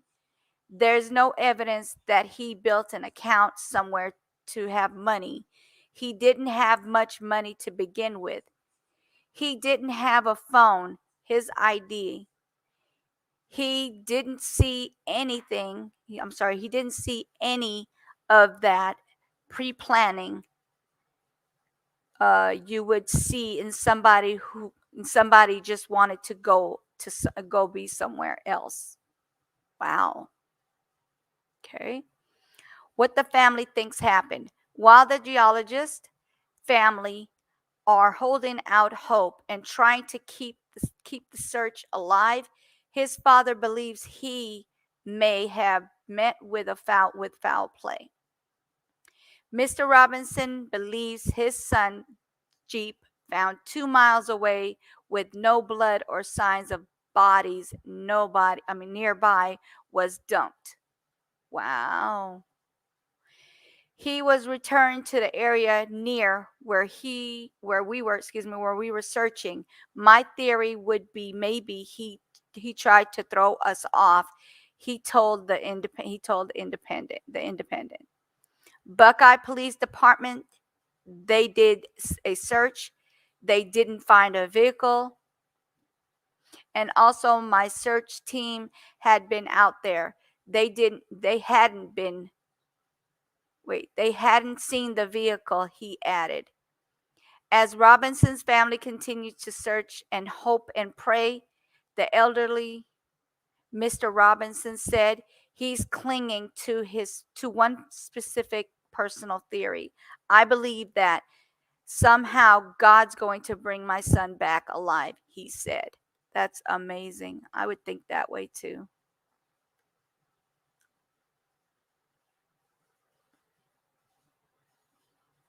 All right. Hey, at it again. I'm sorry I didn't even see you in there. I'm sorry, baby. I've been reading and reading and didn't even see you in here. Sorry. Yeah, true mystery. Yes. Oh, I got it. Hold on. Wait. Hold on.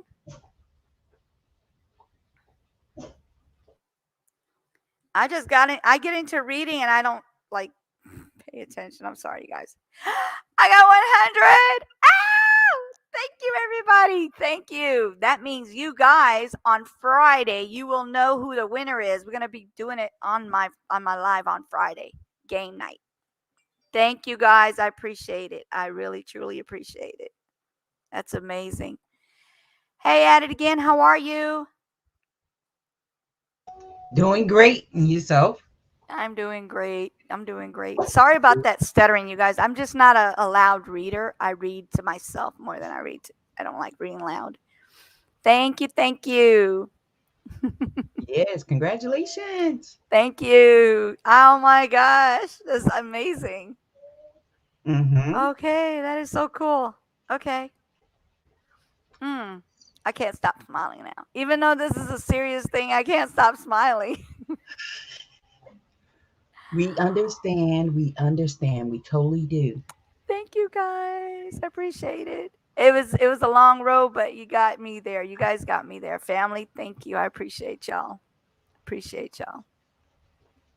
I literally thought this thing was open where y'all could see me while I was reading. It's a good thing it wasn't, because I was like sitting there going, oh, I'm stuttering.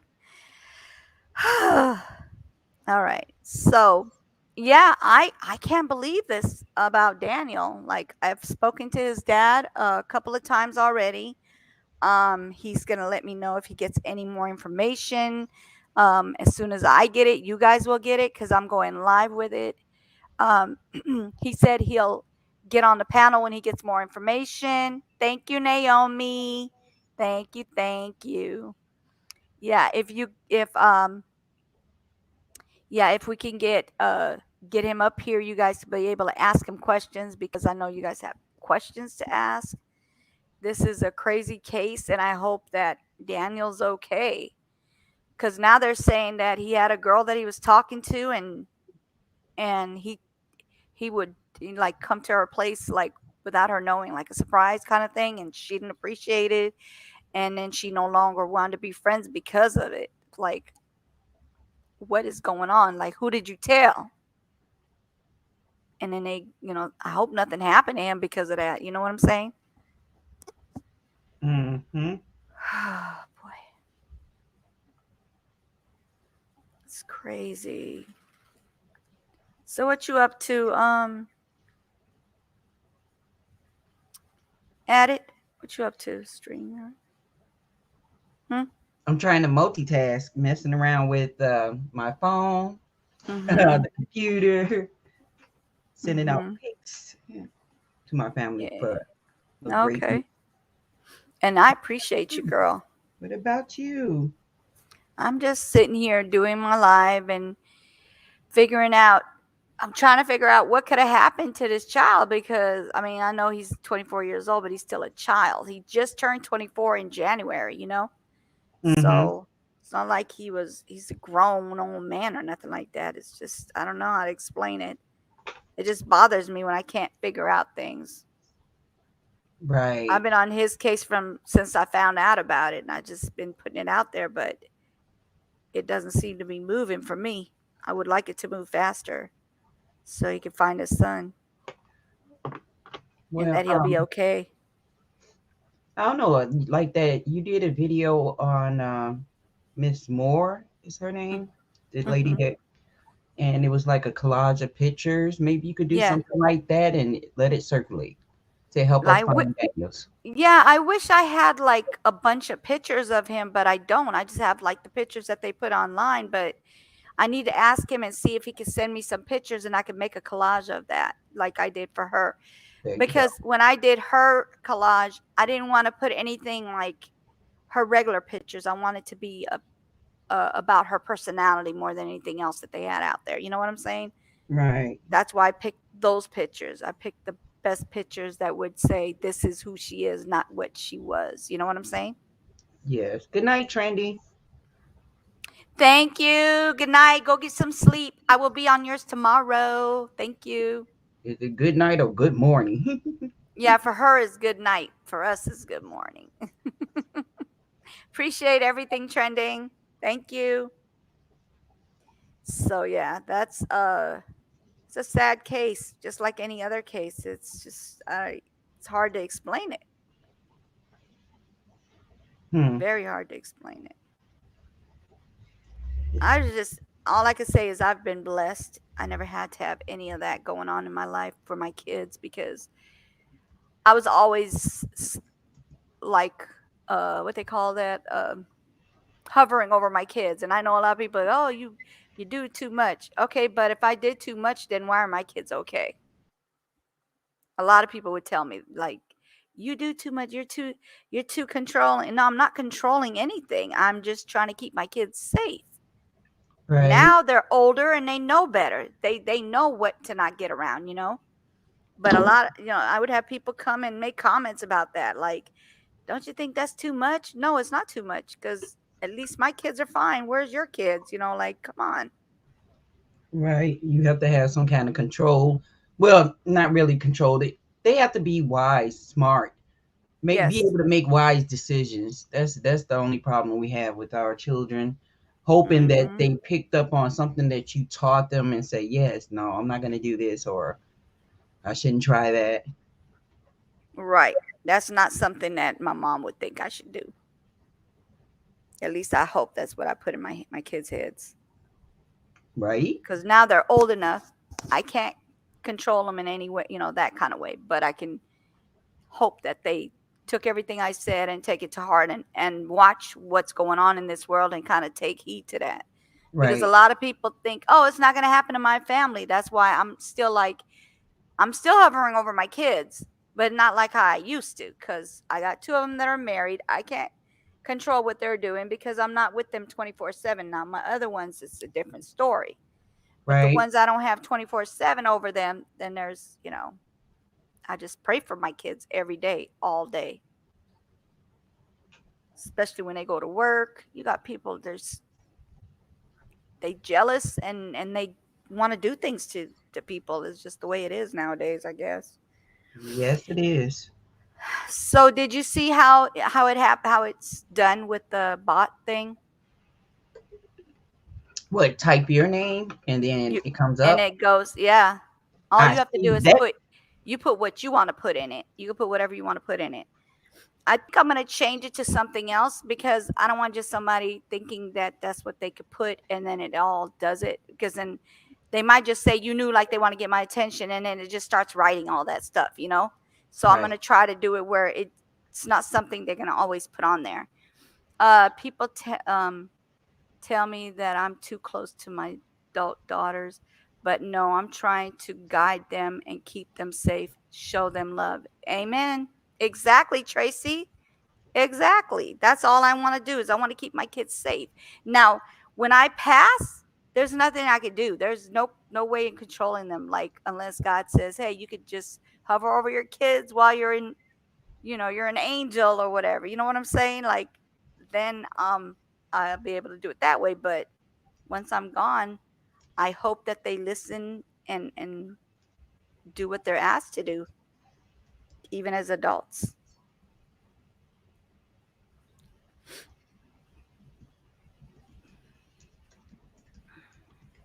Trying to change my link.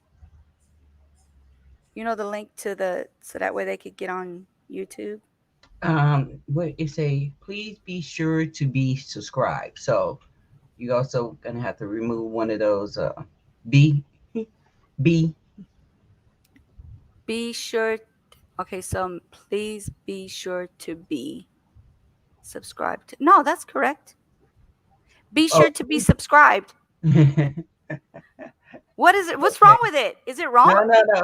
It was like a run-on sentence type thing. So okay. No, it's like I know what you're saying now that you said be sure to be subscribed. Yeah, please be sure to be subscribed. Yeah, girl, I was like, wait, what did I say wrong? Excuse me.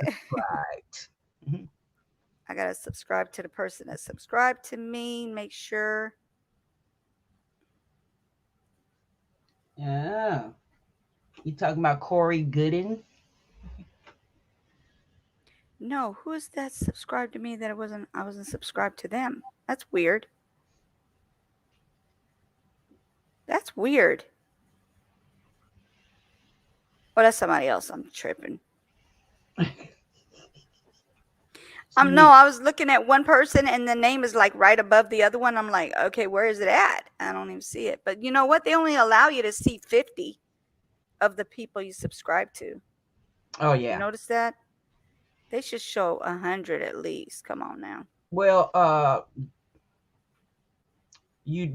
what the time frame you got it on? 365? What time frame?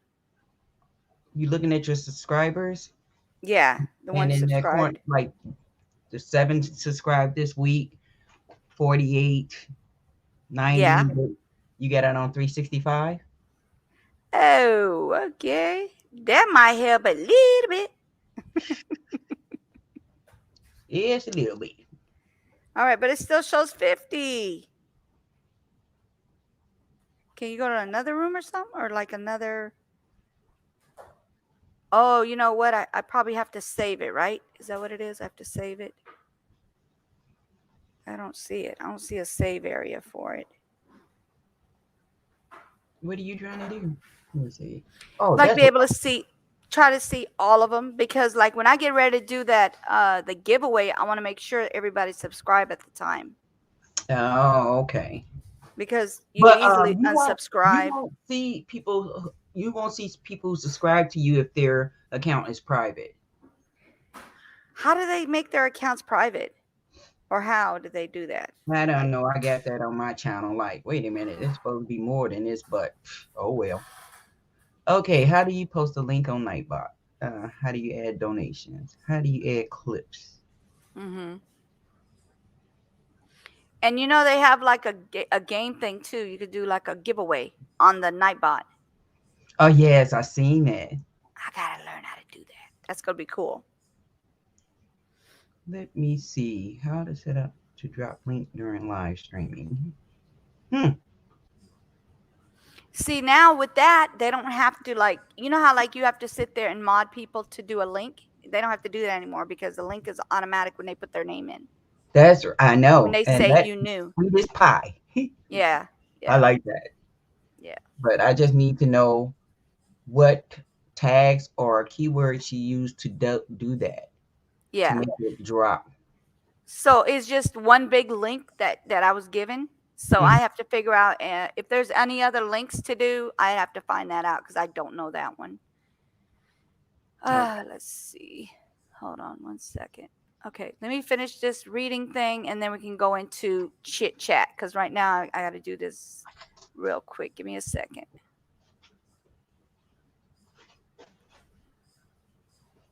Mm-mm.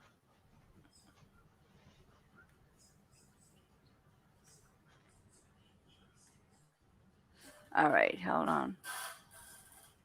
Put that, this one. Okay, so this is the dad saying they're being very nonchalant. Like, I don't blame you, but this is what it is right now. They're acting very nonchalant. Naomi had came in real quick. Where's she at? She's still in here. Naomi, you still in here, girl?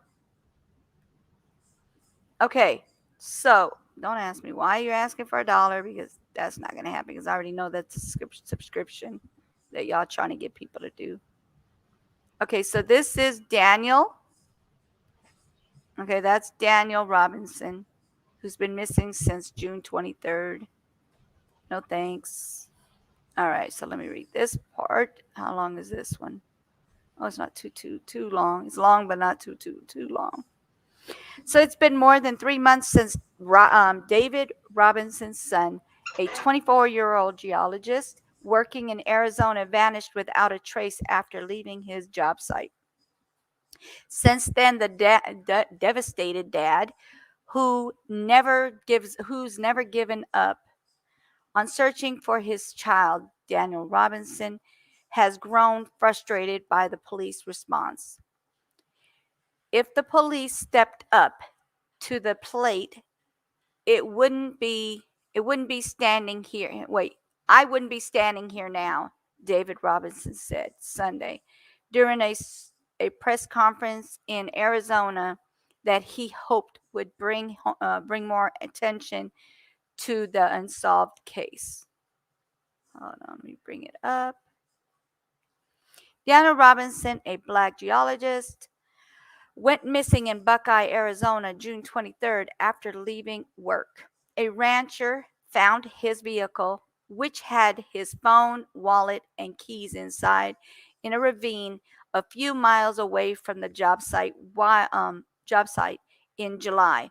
Since then, there's been no sign of Daniel. According to the young man's frustrated family members, the police department effort haven't been through enough, thorough enough. They wish their loved one's case would get attention. White Long Island native Gabby Petit. Oh, see, they trying to has and they feel that the race has been a factor in the response to Daniel's case. I feel the same way. They need to do their part when it comes to urgency and not treat my son's disappearance in a nonchalant attitude, David Robinson told the Daily Beast. At the September 26th press conference, they urged the police to do more to find Daniel. It took me 3 months to look at my son's picture.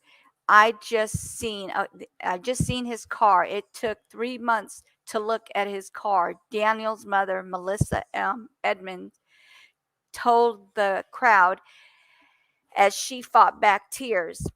You thought you felt pain? Try looking for your child and not knowing where he is. That's so sad. That is so sad. Over the last 3 months, David Robinson has launched his own search efforts for his son, traveling to Arizona from his home in South Carolina and even hiring a private investigator to help. He said he first called the police about Daniel's disappearance June 23rd and was told he had to wait 72 hours before officially filing a missing person report. That's what I don't get. Like, why? I don't get why you have to wait those 72 hours. That's the most dangerous time. He believes that because of that, the police lost critical time to find his son. It took 3 days until they started the search, he told the Daily Beast. At first, Robinson was hopeful. They were doing all they could to find Daniel. As an officer with the department told him, they were going to use the helicopter to search the area. He had gone out and searched the area. They were going to try and get helicopter out there in the morning, David Robinson said. Let me pull this up.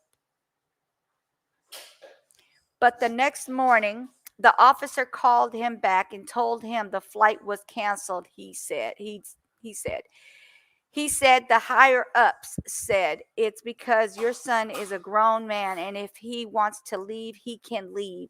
They won't authorize it, Robinson explained. Wow, that's not right. I knew right then I needed to come here and find my son. Robinson has now been in Arizona since June 25th and he hasn't given up hope. My aim is to stay here until I find my son, he said. Robinson has conducted over 7 weeks of independent searches with the help of volunteers from all over Arizona, cadaver dogs, and drones. He's launched social media campaigns and worked with the private investigator to try and find a trace of his missing son. That's so sad that he has to do that. As long as they keep it as a missing person, the police don't have to actually look because he's an adult, David explained. They don't have to spend a lot of resources because he's an adult. If they turn it into a possible criminal case, for instance, then they have to actually do some work. I can't get them to change that narrative, despite all of the evidence my investigators gave them. Jeff McGarth, the detective investigator that Robinson hired, said he doesn't rule out foul play in the crash of Daniel's Jeep, as he believes there's evidence the car was pushed into the ravine. McGarth also said he found one of Daniel's socks 3 miles from where the vehicle was recovered. That's so sad. Police, on the other hand, say that Daniel's vehicle appeared to have rolled off the side of the cliff and have ruled out foul play based on the conditions of the vehicle after being found. In a partially released report, Buckeye police listed Daniel Robinson as a missing person. The 54-page report also notes that the cops made effort to locate Daniel on June 23rd, 24th, and 25th. It says that one of Daniel's coworkers had told the authorities that he was behaving oddly the day that he went missing and that he was only at the work site for around 15 minutes before leaving. See, that's what I don't get. This guy doesn't even know him. How does he know he's acting oddly? That doesn't make sense to me. The primary investigators on the case spoke with family members, other coworkers and friends about his whereabouts. Because large rainstorm had occurred in the area, police said they may have washed away vehicle tracks. The detective also determined that Daniel had not spent a lengthy amount of time in the car after he had crashed. But the father said it was just drizzling. What do they mean that it was pouring down rain? That doesn't make sense to me. The Buckeye Police Department told the Daily Beast on Monday that investigators plan to meet with an outside expert to conduct more thorough analysis of the data that Daniel's vehicle in the coming days. Wow. Hold on, did I go too far?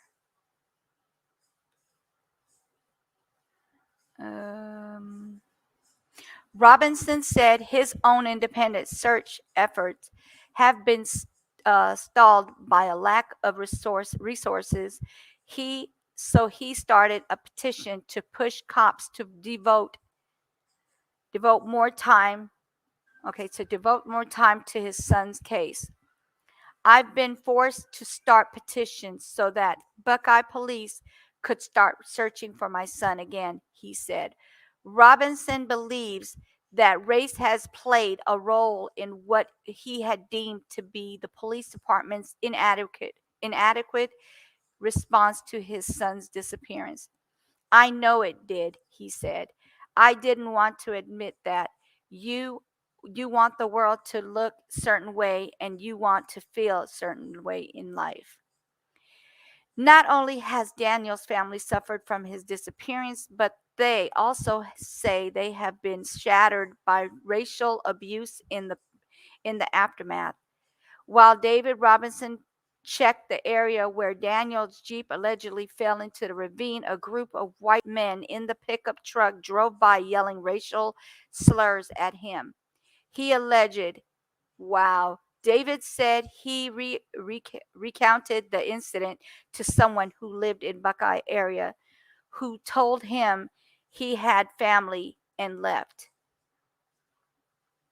He told his family.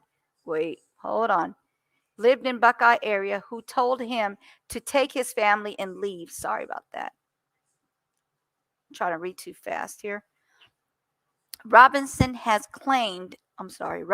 also claimed that he received death threats that he alerted the FBI about. I got people saying all kinds of things like, I got your son, I'll break his legs, down to, we're watching you, we want to see some bloodshed. People don't know half of the stuff that I have dealt with, half of the stuff to deal with, that I have to deal with, especially racism type of stuff, he said. This is sad. This is so sad. It's worse than I thought.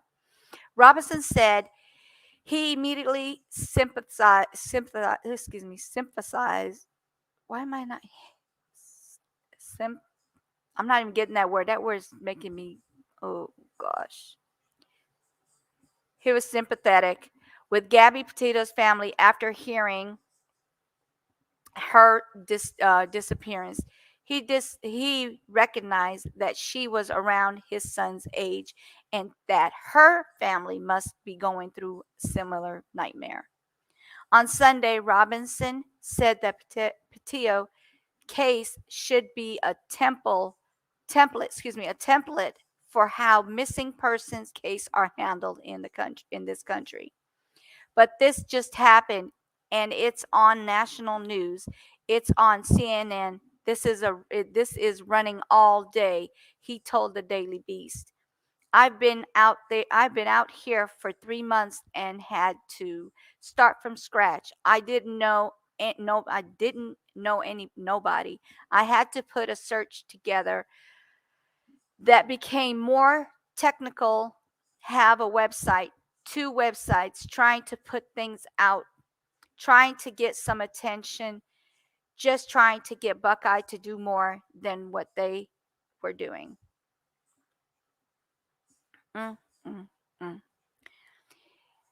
It kind of dawned on me later on that race does play part. That race does play part. Wow, that's sad. When you're black, you have to work twice as hard for everything. That's what's happening here. I had to work twice as hard to get media attention, he said. That is so sad.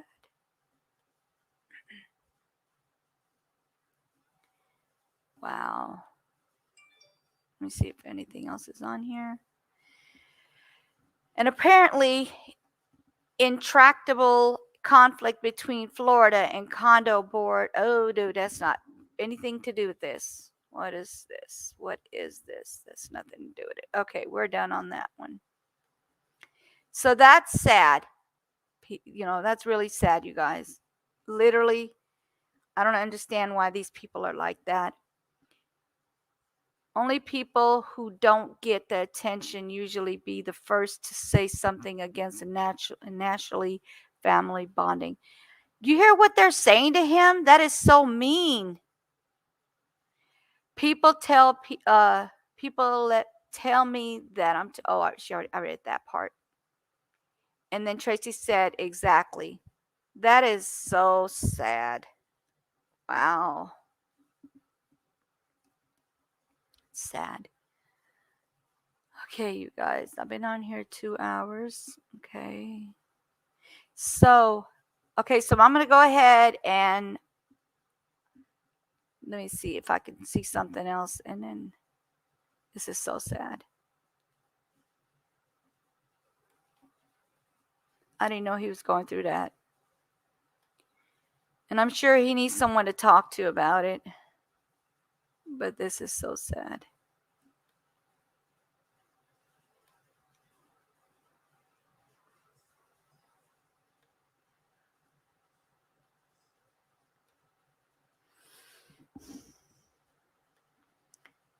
So this is Daniel again. I'm going to show you this picture.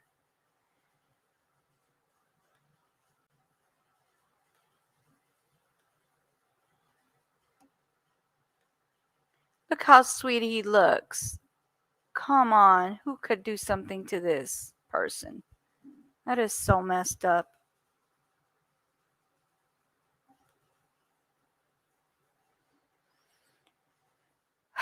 So, a $10,000 reward is offered for any information on the whereabouts of Daniel Robinson, 24 years old, who went missing more than 2 months ago from a remote Buckeye, Arizona worksite.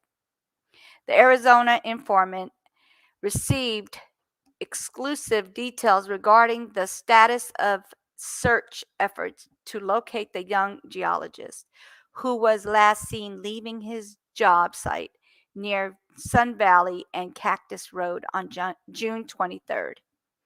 From having allegedly walked off the job and not showing up to having walked off naked into the desert and joined the monastery to become a monk. The family is steadfast in efforts to find their loved one and get the truth about what happened, causing Daniel's prolonged disappearance. That is so sad. Why would the cops say something like that to him? Does that make any sense to you guys? Let me see what this is. This is about him. Okay. This is ridiculous. Okay. As of September 30th, there were no further updates available from Buckeye Police Department, according to Zachary Astrop, a sergeant and patrol bike squad member. The organization issued a second press release on July 21st after the department was notified of Daniel's Jeep discovered by a rancher on his property about 4 miles southwest of the job site where he was last seen. His Jeep, reportedly discovered in a ravine, had rolled and launched on its side with its airbag deployed. Reports indicated that he was wearing a seatbelt at the time of the accident. His personal effects, including clothes, cell phone, wallet, keys, were discovered at the scene, according to the report. Detectives allegedly conducted a ground search by foot with help from the Department of Public Safety Ranger helicopters, Maricopa County Sheriff Office and search and rescue dogs. However, the search was said to have come up empty. The detectives reportedly continued to analyze evidence from his vehicle and reevaluate further searches, but as of this point, no foul play suspected, the report noted. Once the police department received the initial report, the case was investigated as a missing person immediately. At this time, no facts or evidence have been presented that that indicate that any foul play, indicate any foul play. The Buckeye Police Department used all the available resources to include off-road vehicles, police helicopters, searches on foot, and civil air patrol to help search large areas, Astrup said. Unsurprised that there was no updated information from the Buckeye Police about the case, the family has sought out its own private investigator to proceed with exhausting all efforts and resources to search for the missing geologist. That's what you got to do. You got to sit there and pay for your own investigator to get something done. That's ridiculous. The father, David Robinson, too, has taken the helms of locating his son. He recounts receiving a call from his daughter, who lives in Phoenix, on June 23rd, alerting him in South Carolina that Daniel was missing. She was informed by one of Daniel's coworkers. Naturally, Davisha were very worried, and I'm assuming that's his sister, was very worried, and so was I about his whereabouts. However, since Daniel usually calls his family when he decides to take a trip, I was not too alarmed until I found that it was more than 6 hours since anyone has heard from him, said the father, noting how perturbed he became with no word from his son. Unable to search for him from South Carolina,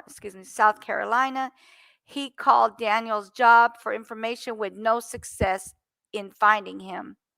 Then he called the Tempe, Arizona Police Department to file a missing person report, but was directed to Buckeye Police Department since that would be the right precinct for the area where Daniel was last seen. After contacting the Buckeye Police Department, the next 2 days of trying to pull their teeth to go out and look for my son proved to me that I had to leave immediately from my home and search for Daniel myself. Buckeye Police Department showed no interest in searching for my son, he said. Instead, they quickly adopted a theory that my son decided to abandon his family and friends on a couple of occasions. The Buckeye Police suggested that my son has joined a monastery and became a monk. That is messed up. What kind of mess is this? It was offensive to me, and it motivated me to even more than I was already to do whatever I had to do to find my son. He constantly contacted the Buckeye Police Department and Daniel's job matrix for all the information he could get as he traveled. Wow. So he's like, as he's traveling, he's still calling and checking to see what the Buckeye can do for him. It's ridiculous that they didn't do much. Let's see. He constantly contacted the Buckeye Police Department on Daniel's job and matrix for all the information he could get as he traveled. I already read that part. I did everything that I could I did everything that I could to put pressure on the police department to go out and search for him. Unfortunately, it took pressure from my auntie in Philadelphia to get them to get helicopter almost a week later. It it was it was another sign that Buckeye Police Department didn't didn't take my son's disappearance seriously, he said. The father added how he was even told by Buckeye police that they couldn't do much because my son is a grown man. Oh boy. So he took matters into his own hands, he said, in interviewing the last person who saw his son. That's what I would do. I would not leave it for them to keep saying, "Oh, we can't do this cuz he's an adult." Whatever.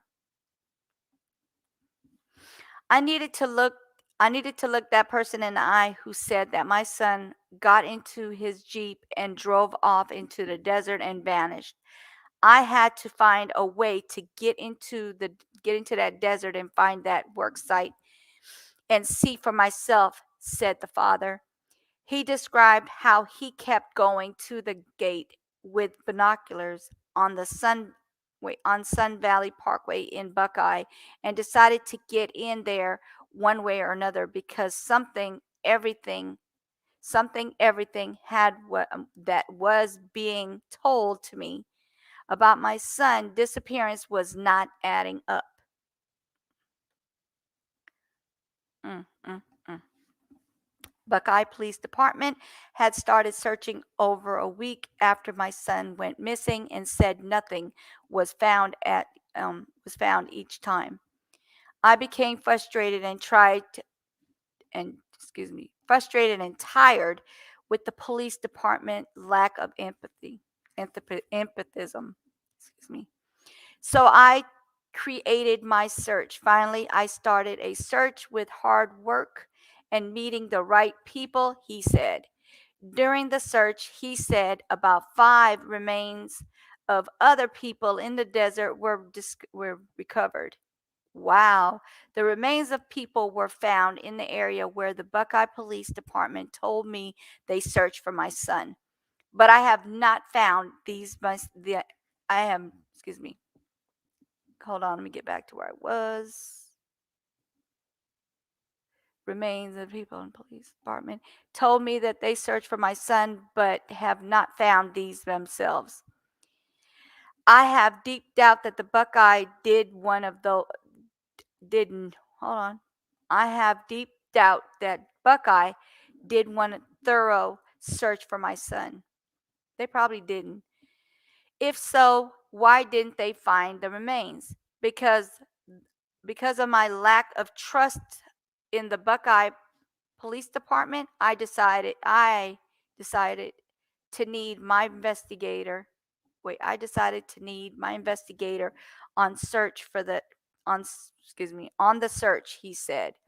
After checking with the detectives, I am aware of one set or partial human remains that has been recovered.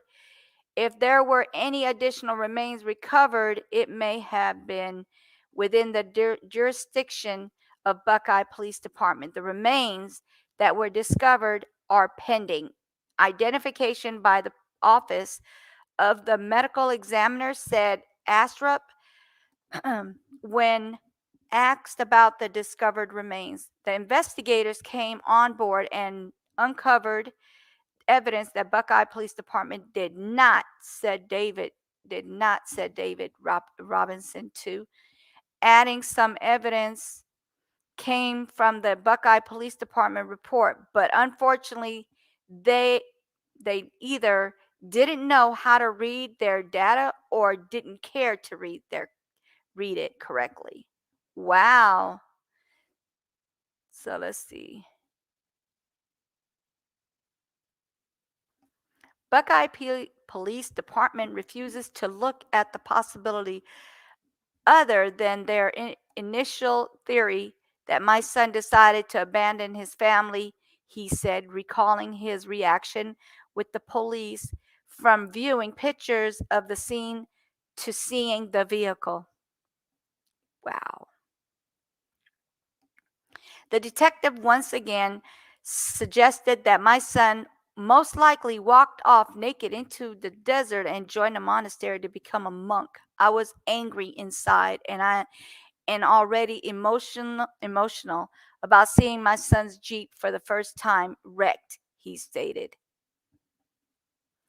The concerned father detailed how the police kept insisting that he touched the vehicle when he went to see it, but he was too emotional to do so. Wait. The considered father, oh no, I'm sorry, the concerned, not considered, the concerned father detailed how the police kept insisting that he touched the vehicle when he went to see it, but he was too emotional to do so, he said. Nothing that the officer opened the back door. Nothing that the police officer opened the back door and pointed out things that were still in it.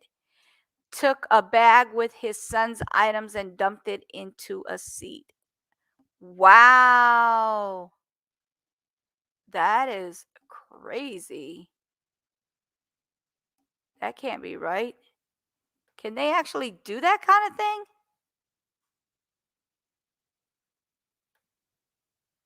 Can they actually do that? Like, that's crazy. Hey, sweetie. This is crazier than I thought, Jeanette. Oh, that's the update? Huh? That's the update? No, this is about it. Yeah, this is about it, like how the father felt about it. I already did the update. They haven't found anything. Still haven't found anything. Nothing. Yeah, nothing. The detective once again suggested that my son, oh, okay, I already read that part. So listen to what it says. This is the same thing that he said before. The detective once again suggested my son most likely walked off naked into the desert and joined a monastery to become a monk. I was angry inside and already emotional about seeing my son's Jeep for the first time wrecked, he stated. So they're sitting here They putting need them to through all this. they need to check that detective and like fire him or something. That should Something, I'm right? sorry, but look. He's saying something very hurtful to him. That is messed up. No, like that just makes me I know that police officers see things that aren't normal, that everybody doesn't see. Yeah. But you know what I mean? That's like, you know what they're trying to say? They're trying to say he touched the car. That's why they didn't really look into it. He touched the car, and they literally took all the stuff they found and threw it on a seat in the car instead of bagging it like they're supposed to. But you know, that's like close to saying like some aliens must have came down and pulled them up in the air. Well, yeah, into their that had spaceship yeah. because there's no evidence of where he went. So like Yeah. maybe some aliens just picked him up and just took off with him, right? Yeah, that's basically what they're and trying to just say. took off with him. Yeah, that's basically what they're trying to say. Like it's a desert out here. Maybe like a spaceship just dropped down and pulled him up like aliens do. Mm-hmm. I'm just saying, that's how people come up missing. Because like right now, they're finding all kinds of these human remains, and the cops couldn't even find them. And this is just regular volunteers and himself finding human remains, like literally human remains. I mean, I'm just saying, like, when did we I don't know how you get into a monastery, but when is that the way? Like you meet the monks in the desert and get naked and walk off? Yeah, that's basically what they're trying to say. Basically. Like, is that the way that you join a monastery? No, that is not how you join a monastery. But this is how they're making it seem. So this is right. So this says on here. I have concern about the police officer, and you know that I'm pro police officer who would like think that was even part of the story. Exactly. Yeah, that's I don't know. I don't even know how to explain that. They should fire this guy or investigate and see what kind of drug he's on or what to go that far with it. Cause like, oh, because he's an adult, he just took off and did this. He just went off naked into the desert and became a monk. That's basically what they're saying. The concerned father detailed how the police kept insisting that he touched the vehicle. Yes, that's what they said.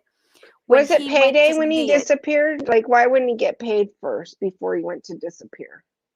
Okay, so if they're saying that he didn't have any money, but he's a geologist, I thought they made good money because you have to be like, you have to go to college for that. That's not something you don't go to college for. Right. So I don't know Right. what's going on with But that. And he had a good I'm job. saying, He's been like, there. His father said he's been there for 3 years. How did he not have any money? Did they take his money? Did somebody go into his bank account and take his money? huh? Because they're saying he didn't have any money. And Did him he for join having a group? he's been Did there he for join some? 3 years. Join a I group. mean, did he join? Supposedly, Yeah. no, supposedly they're saying that he met a girl and he would go to this girl's house and the girl told him not to just pop up basically, and he would pop up and the girl would be like, well, that's it, I don't want anything to do with you. Okay. Allegedly, right? Allegedly, because I would have to actually see those text messages and I would have to hear from the dad. I don't believe anything they're saying on here. But have they talked to the girl? That I don't know, but her name is Kayla, not Kayla. So do they think he was heartbroken and then walked off, killed himself? But like, Yeah, that's what would they're trying to. I think that's what they're trying to lead to. Yeah, I doubt it though. I really don't think that's what's going on. If anything, she had somebody she knew that might have set him up. That's what I think. Like she got freaked out and then told somebody and they did something. I don't know. It's just crazy. Because first the dad's telling me that they said that it was drizzling. Now on here it says that it was pouring down rain and you couldn't it washed away stuff. That's what I got out of that the reading that I just did. like that, just the monk thing. That's like, you know what I mean? That's like, if you join a monastery, okay, then they would be able to go to the monastery and find that out. Like, Right. they're not like, monasteries aren't like monks. I don't think they're secret cult groups. Yeah, that doesn't make no sense to me at all. Right? They're not, I mean, I don't know where to go find a monastery at, but I don't Yeah. think they're super secret cult groups. They're not like, No, that's something like, I mean, you could hide out there because sometimes they'll keep they have to keep your secret because of that HEPA law or whatever they call that law where you can't tell people your business. I don't know. But listen what it says though. The concerned father detailed how the police kept insisting that he touched the vehicle when he went to see it, but he was too emotional to do so, he said. Nothing that the officer nothing that the officer opened the back door, pointed out things. Hold on one second. I'm sorry, guys.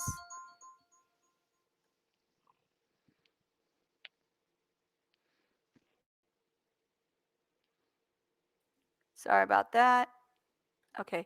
So it says, nothing that the officer opened the back door and pointed out things that were still in it, took a bag with his son's items and dumped it on the seat. Like, why would you dump it out the seat? You're supposed to have evidence is supposed to be in the bag. It's supposed to be kept until the evidence was checked.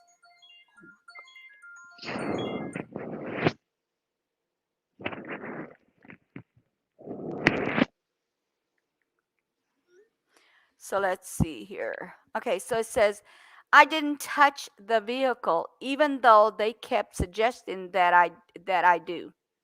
Finally, I told him that I was ready to leave. Then he said that I needed to make arrangements to have the vehicle removed from their impound because they will have it towed away to a towing company. Mm-hmm. Hold on.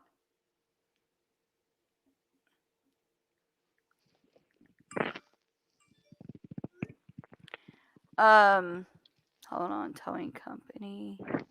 And then and I would have to pay for storage.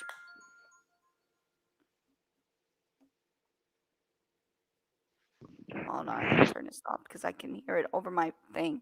Sorry about that, guys. Towing company, and I would have to pay for storage. I didn't have a chance to breathe before I had to worry about finding some place for it. I explained that I needed time, and he agreed to give me a few more days, said the father. Why would he have to do that when they need to take that car and put it into evidence and check it? Doesn't make any sense to Right. me. With more questions looming, he vividly recalled sitting in his hotel room thinking about what transpired and realized that they didn't do any forensics work. He requested a meeting with the Buckeye chief of police, Larry Hall. What is that noise? That isn't my fan. No, it kind of like swooping through that kind of noise. All right, so let's see, where was I at? Okay, so with more questions looming, he vividly recalled sitting in his hotel thinking about what transpired and realized that they didn't do any forensic work. He requested a meeting with the Buckeye chief of police, Larry Hall, and his detectives. Noting the lack of forensics work at the scene where his vehicle was found. The explanation, okay, their explanation, let me pull it up. Oops, there we go. Where's it at? Oh, their explanation was that they didn't do any because there was no blood in the vehicle and no sign of foul play. I asked how they know that my son wasn't. I asked, how did they know my son was driving the vehicle? The detective said that he was obviously driving because it's his vehicle. Wow, smart pants. Really? I asked again how they knew that it was my son driving or someone else was also in the That vehicle. detective needs They to. didn't have He a needs to. response, he stated. He didn't have a response, he stated. So basically, they just said, oh, we don't know, but then you don't have an answer. But why would you say that? Why would you make those comments and you don't have an answer for the guy? That's what I want to know. You know So what? 2 Some days. people don't like Go their ahead. jobs, and some I people noticed. don't enjoy their jobs. Some Yes. people don't enjoy their jobs, and like if people's hearts aren't in their job, they shouldn't be doing it Exactly. because they're letting the community down when they Right. do stuff like that. Exactly. I mean, that's all All I right. could take away from that is this guy's not, his heart's not in his job if he's not looking into things and then Right. just And it took being a him to smart pay ass for to the dad. Yes. And it took him to get a detective to do the work. So 2 days later, the father said a detective called to state they were doing forensics, dusting the fingerprints, which is something he said should have been done at the scene before removing the vehicle and releasing the personal effects that were in the evidence bags but marked as safekeeping. Wow. The items were never considered evidence to the Buckeye Police Department because their theory that the son walked away naked and probably became a monk was clear to them. Unfortunately, they refused to change the position until now that the investigator shared his findings with them. They so far have asked me one question, and I have not heard from them again, he added. Wow. I mean, the alien theory sounds more right to me than with his clothes being gone than the monk theory. Right. Exactly. I'm just saying. Just Mhm. saying. I don't believe in aliens, but still. Right. Right. I'm Exactly. just saying you knew. It doesn't make Mhm. sense. It Like don't. his clothes are gone. Like you're saying he just walked off without clothes. Mhm. Well, you know what? If he was given some kind of a drug, Mhm. there's drugs that people can be given that would make them strip because they're hot. Yeah, it's like PCP would do that. Right. So if Mhm. he was like given some kind of a drug, then Yeah, but the like there's last a person he potential. saw was the person he was working with. And they got in the car and waved by. Like That's he the could have end been of the story. drugged. Yeah. No, I don't know Huh? if he did it or not. That's why I asked him, was he checked? Was he checked and was he thoroughly checked? Not just like, oh, hey, did you do, what did you do last or whatever? No, I mean like really check him. Really check to So see PCP if he was in that car or anything. so PCP is a drug that would make you come out of your clothes. Yeah. So I'm just trying to think of what would make you come out of your clothes. Not going to the monk. Like I'm not even. I don't know. I just don't picture monks wanting to see you naked. No. That's why I've said like, did he have something in his phone that made them believe that? What Ecstasy you know what I'm saying? does that as well. Ecstasy does that as well. Yeah. So there's some reason he came out of his clothes. Well, I hear a lot of times like hold on.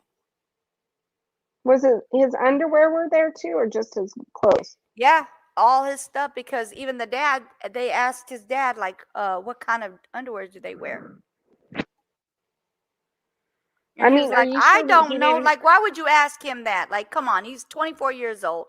He hasn't been in South Carolina in at least 3 years. But So did they ask the guy that was last with him, were those actual clothes he was wearing, or were those yeah, I clothes that were asked just in him his that, car? but I don't think they had an answer for that. I'm assuming they have to still ask those questions. I'm not sure. Not sure. All right, so let me go ahead and read That just this. sounds.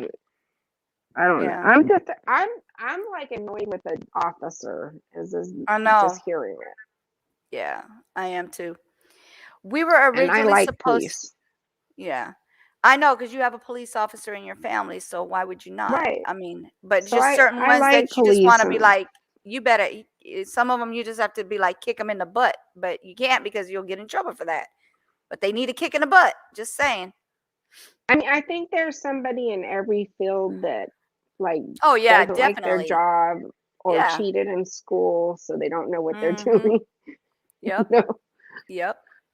So We were originally supposed to be working along with Buckeye PD, but that fell through. And we have been gathering all of our information on our own, said the Phoenix-based vehicular crimes investigator and expert Jeff McGarth, referred by an attorney friend who the Robinson family initially contacted for assistance. McGarth was unaware of the missing Robinson saga until he got involved per the father's request. Wow, that's a lot. When I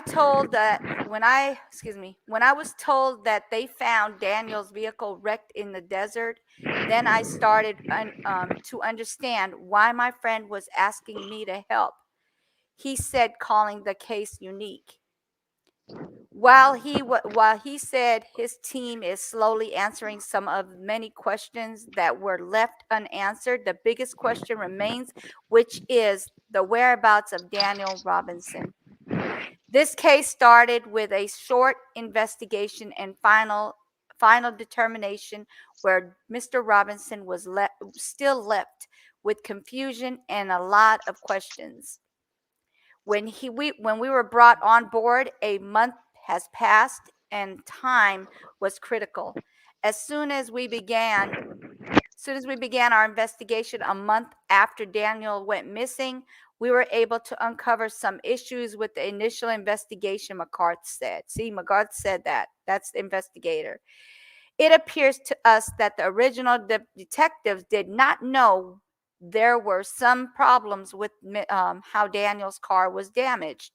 They had the information that they downloaded from the car's airbag control module. Wow, the black box. And they did not see or understand that it did not match with the vehicle damage and location. It was brushed off as Daniel's crash and walked away from his vehicle and never been seen again. And that is what it was. Wait, and that girl, look at it. But Never to be seen again, and that was it. Go ahead. You know. Mm-hmm. So there was a crash, right? Mm-hmm. Before like 40 some miles away from, there was a crash before where the vehicle was found. Right. Was it a hit and run? No. Okay, so where it crashed, it drove an additional 11 miles, and that's where they found it, like flipped over on its side. But there was no there's no parts of the car anywhere for it to be saying that that's where it happened. How do they know that? Was there a hit and run? Was it on a camera somewhere? They did find color of from the damage, like there was some color on the car. So obviously it was a hit, but they don't know who or what happened.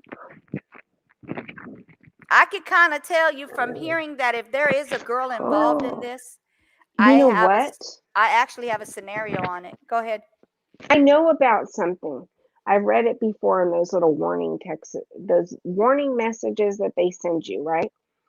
Mm-hmm. That sometimes people that are trying to like carjack you will crash into your car. Like they'll do a little like fender bump into your car so that you pull over. Yeah. So that you pull over, like regular people will pull over. And then as soon as you get out of your car, they'll take it. Yep. So when somebody just lightly taps it didn't get hit like that though. It got hit like to where I'm not gonna say exactly what the damage was from the accident, but it looked like it was a bad accident. But they also flipped it. But there's no parts of it. Like there's no glass anywhere. There's no the side mirror, nothing. They couldn't find any parts of it. Like it didn't happen there. It had driven an additional 11 miles. No, but what I'm saying is some criminals will like tap your car. They'll tap your car, or they say they do it to women they're trying to kidnap too. They'll tap your car. So when you pull over, you're alone, you're a woman, you pull over to the side of the road, and then they'll get you. As soon as you open the door. Mm-hmm. So that's why OnStar helps if you have it. Yes. Because you can tell them before anybody approaches you at all. So I wonder if somebody tapped his car and then they kidnapped him. I wonder.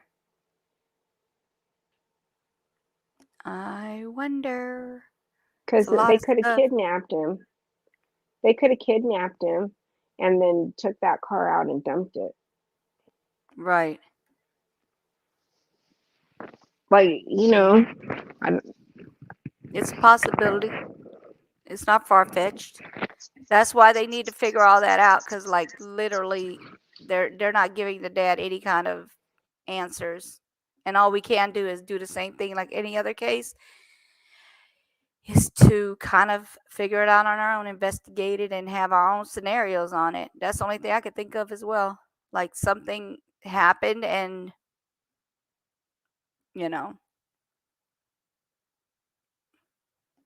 some reason something happened somewhere else, like up the road. So maybe he pulled over and somebody took over his stuff.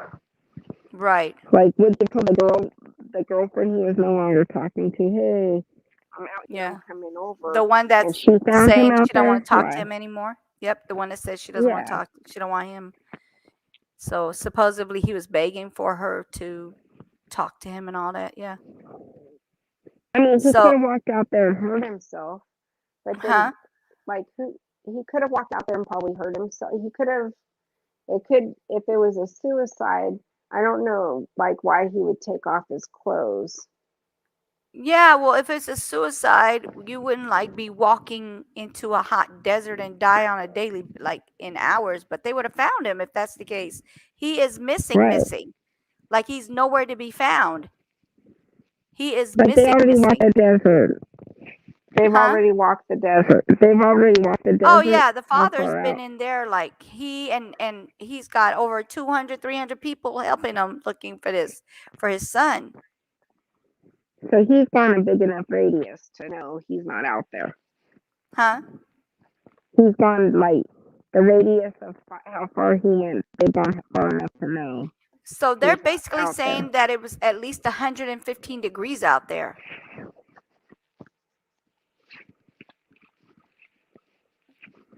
It's very hot in there in that desert. So he definitely would have been found as soon as he hit that ground. It's not Right. like you're gonna die and then roll into a ball somewhere or go hide somewhere. You're not. So some foul play is in this for sure.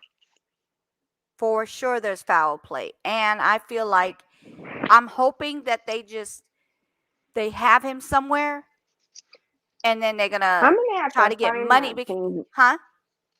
I'm gonna have to find that thing when I have time, because, like, you know how they send those messages to you, like the one that scares you about the gas tank where they put lasers on the Yeah. gas tank pump. Yeah, I remember all that. Like, yeah, stuff like that.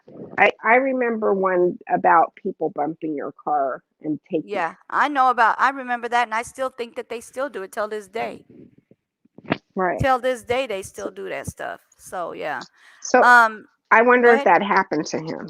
I just wonder if Yeah. that happened to him. I don't know. That's one question we could ask him when I get him on the panel.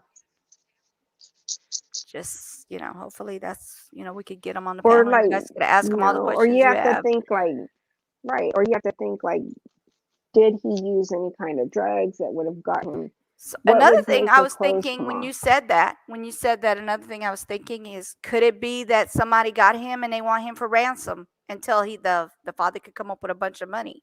Could it be possible? Because they do have a reward for him. Maybe they're waiting for that reward to get big and before they let him out, let him go. And hopefully he's okay. Hopefully he's okay. But like, who do they decide to take for ransom? I can't some hear you. people might not. I said, who do they decide to take for ransom? Like, people you know with what I mean? like the job he has, he should have been making a lot of money. I don't know where they got that he doesn't have money. I have that question. I want to ask the dad that, because they're saying that he didn't have money. So let me put that in my questions to ask when Then I the do talk to him. girlfriend. Well, another thing that would take you out of your clothes is sex, right? Yeah. So if the girlfriend knew his bank codes, if she knew his bank codes and stuff, then maybe she went out there with him.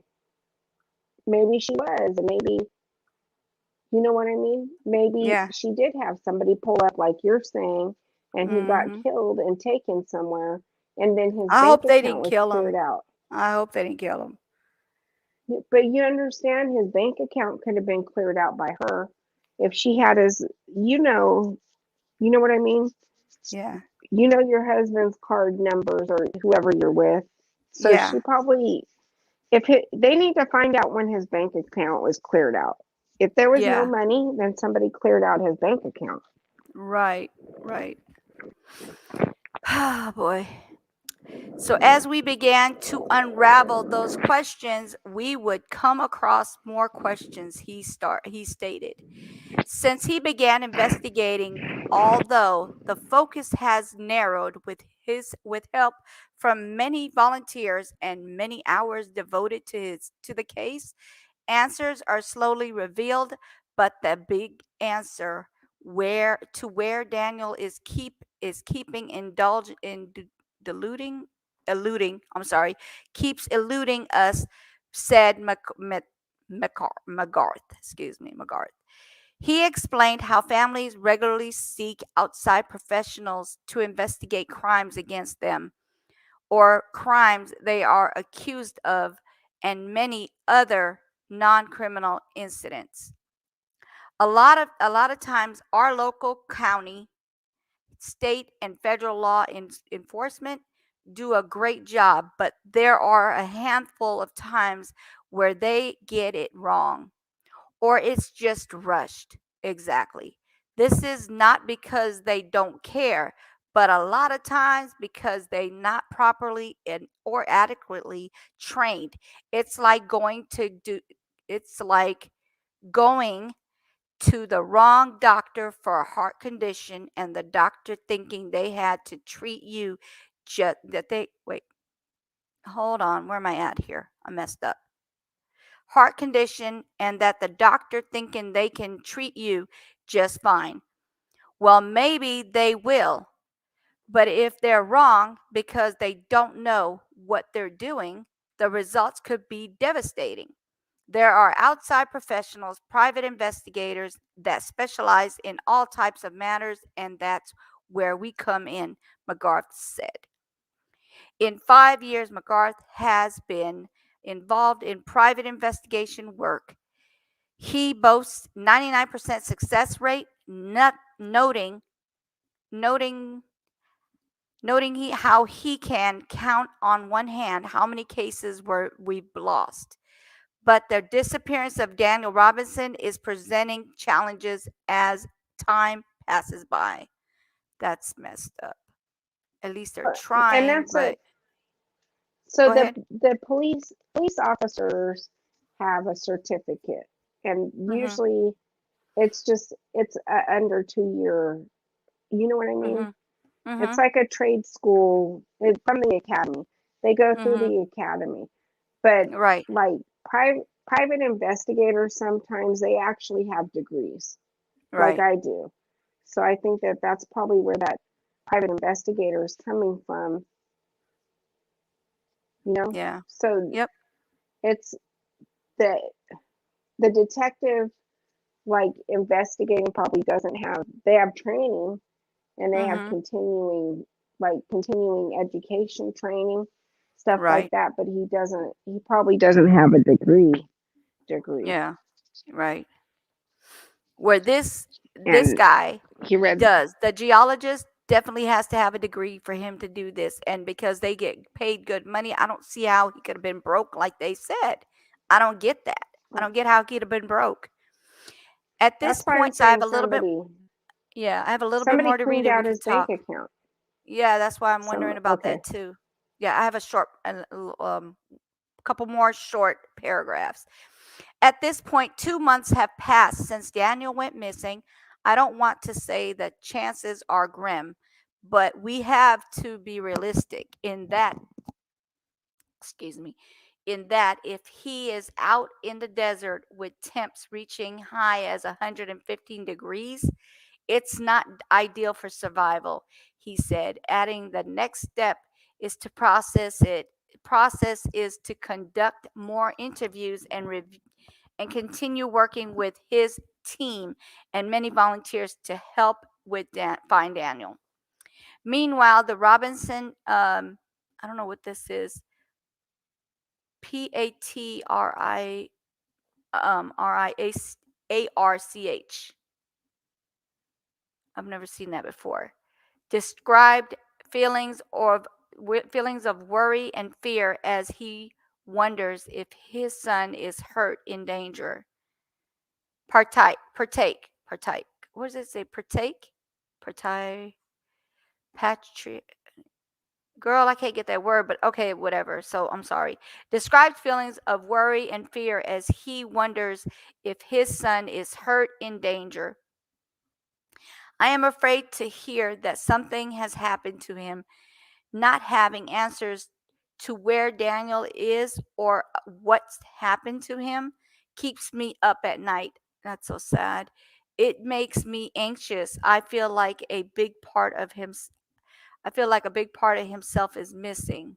Or I feel like a big part of himself is missing.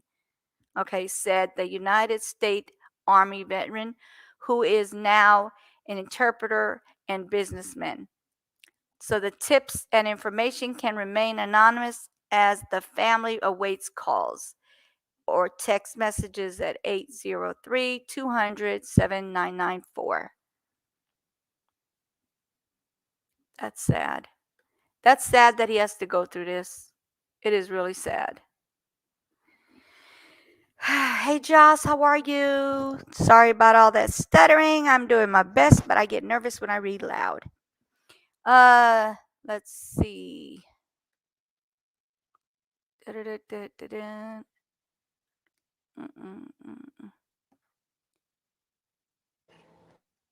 Or your windshield.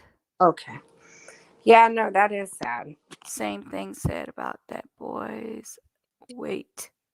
Nah. Wait, nah, what? Joyce. Hello, Joyce. Joyce. Hey, Joss, how are you doing, sweetie? Yeah, so I don't get it. Explain that to me. Pete, somebody need to come and explain this to me because I don't get how this kid can be missing. It's going on, let me see, July, August, September, October. The October 23rd will be 4 months, which is the same thing that Summer's going to be missing 4 months on the 15th of June. Right. 4 months. They were both missing from the same month.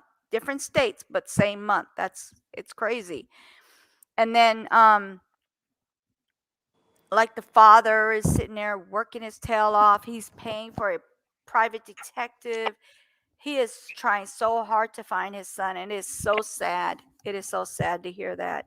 Have they flown So drones sad. or like drones Yes, over they've there done yet? all that. They have done all that. But they no longer want to talk to anybody because he has a detective now. That's weird. Well, you know that when that one detective tried to get involved with the boys case too, they kind of shut it down. I feel like they stopped working on that as soon as that detective came out. And so then, maybe they don't want it to be found out. I need to go to ladies' room. Give me 1 second. And then that detective stopped working on the case. Like he put his nose in it. Yeah. Hold on They 1 second. kind of. Hold on 1 second.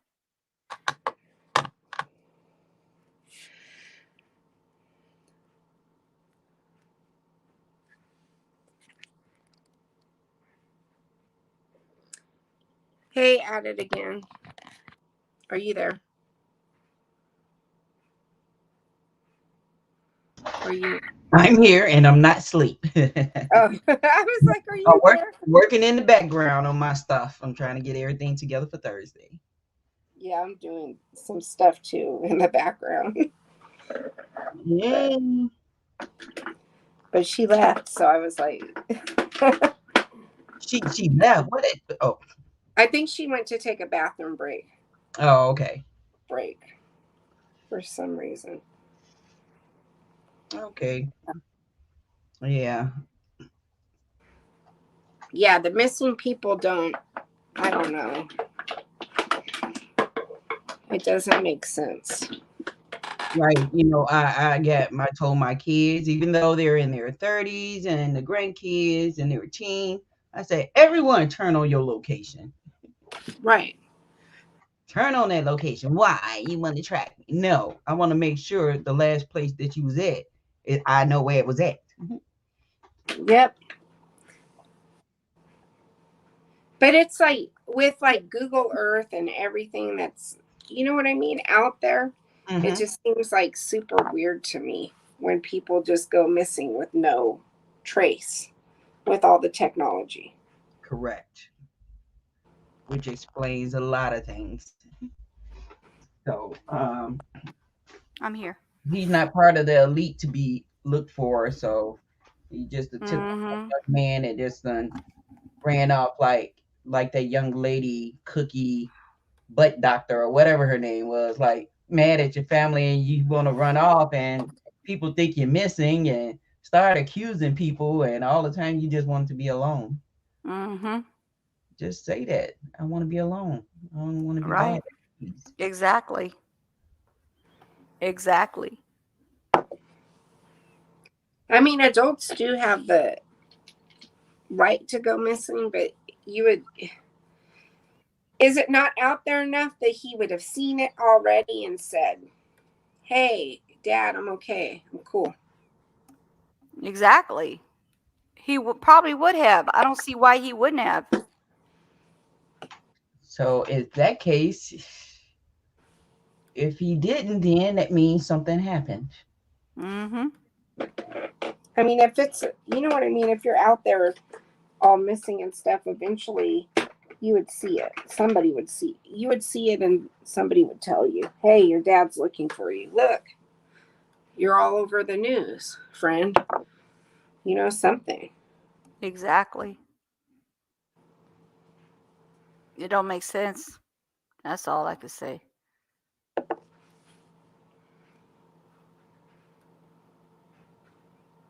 But I just want to know what would make somebody come out of their clothes, because that's a whole nother thing too. That's the extra thing to it, right? Because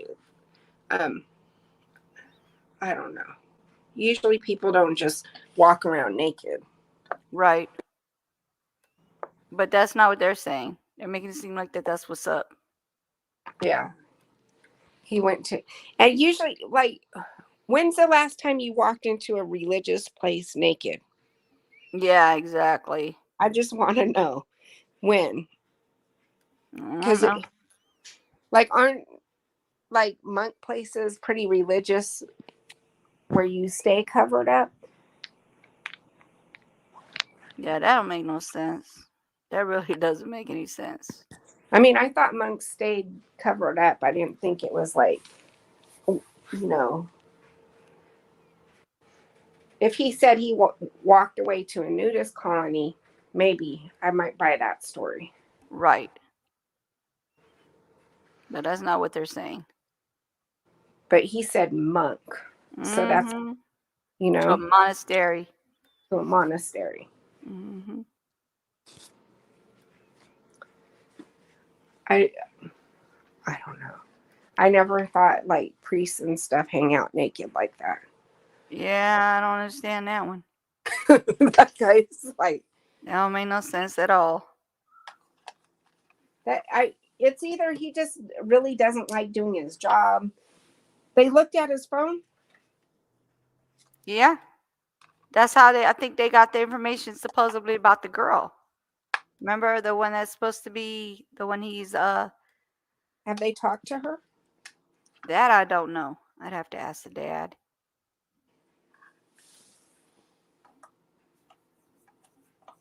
I mean, she might have answers. Yeah. The girl, she probably has answers to when she, at least she could tell him when she last saw him, but they know he went to work. Yeah. And then that too, like, who shows up at work? Who shows up at work, works the whole day, and like walks off like that? Why would you work if that was going to be your last day? That's not, he didn't even work all day. Was he supposed to, or he took the day off? He ended up like making, the guy was like, he said he kind of looked like he was kind of off. Like he wasn't really thinking straight, kind of like I don't know, just a weird look on his face. And then he said he got in his car and left and waved by, and that was it. Okay, so he could have been in a like psychosis, walked out there and stripped and walked off. Right. Happens if somebody's like hallucinating or something like that. That could happen. with mental health, but even then, like, where's he at? Like, he could only get so far before he passed out or something. Right. So they would have found him somehow. If Exactly. You would they think. like sweep the area, they would have found him if it was that. Right. But that is a potential. I'm just something happened that made him come out of his clothes. And sometimes people who are in like a psychosis will strip down like that. Right. I've seen that before.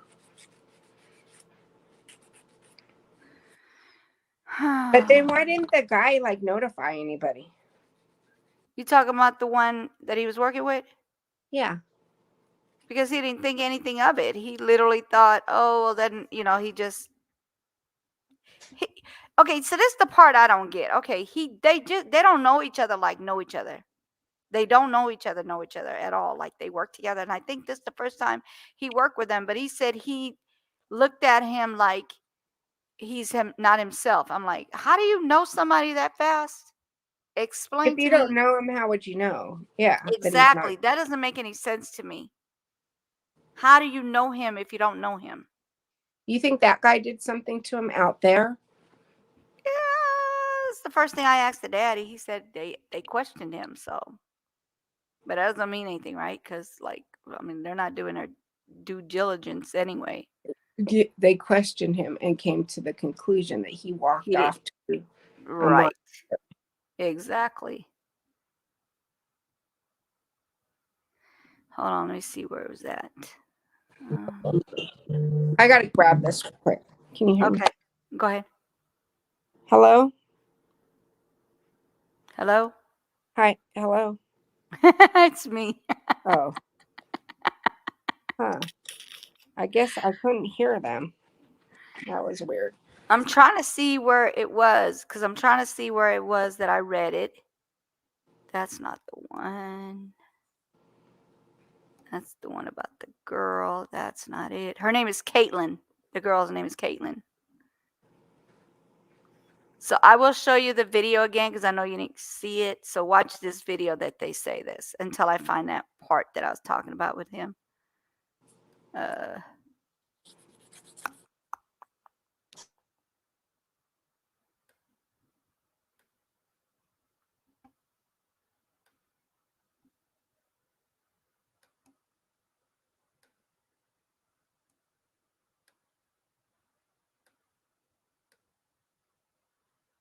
America case that we brought you last week. 24-year-old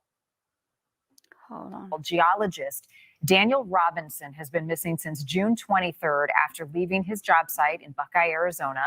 His blue Jeep turned up a month later, but no sign of him. His dad and also a private investigator have been looking on their own in Arizona in the desert for months.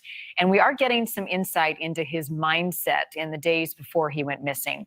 There are some text messages revealed in a police report from Buckeye Police that show Daniel was texting with a young woman leading up to his disappearance, and she turned down his advances.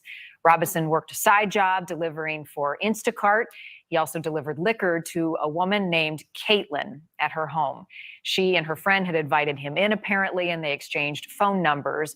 Well, within the week, Robinson reportedly showed up unannounced and sent these messages saying, quote, "I couldn't stop thinking about you."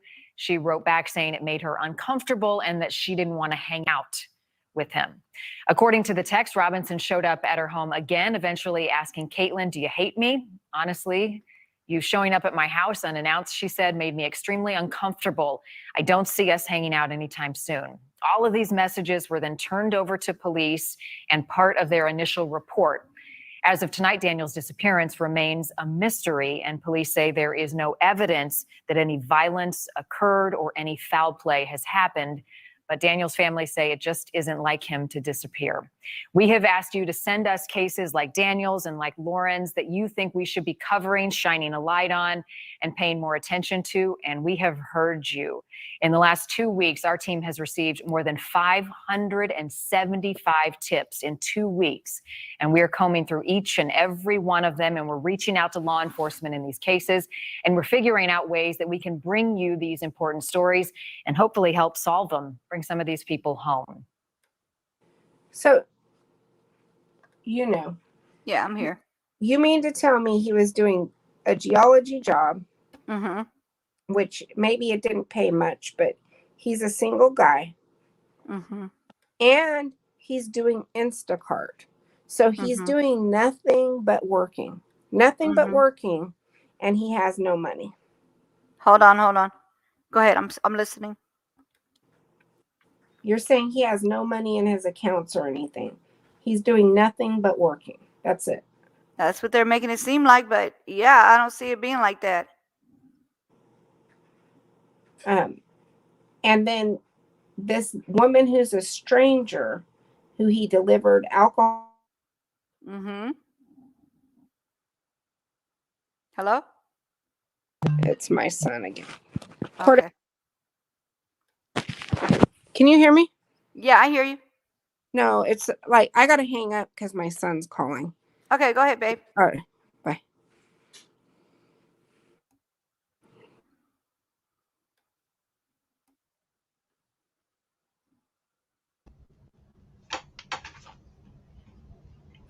At it again, you there? I'm here. All right. I think I got find- that. I got I'm that trying to- command for the night bot. I think Huh? I got it. You I got think it? I got the command for the night bot. All right. All right, cool. Yes. Hey, what was that? But what I need to do is, where is it?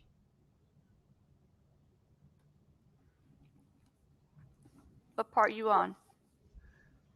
Huh? What part you on? Naomi is live. Is she?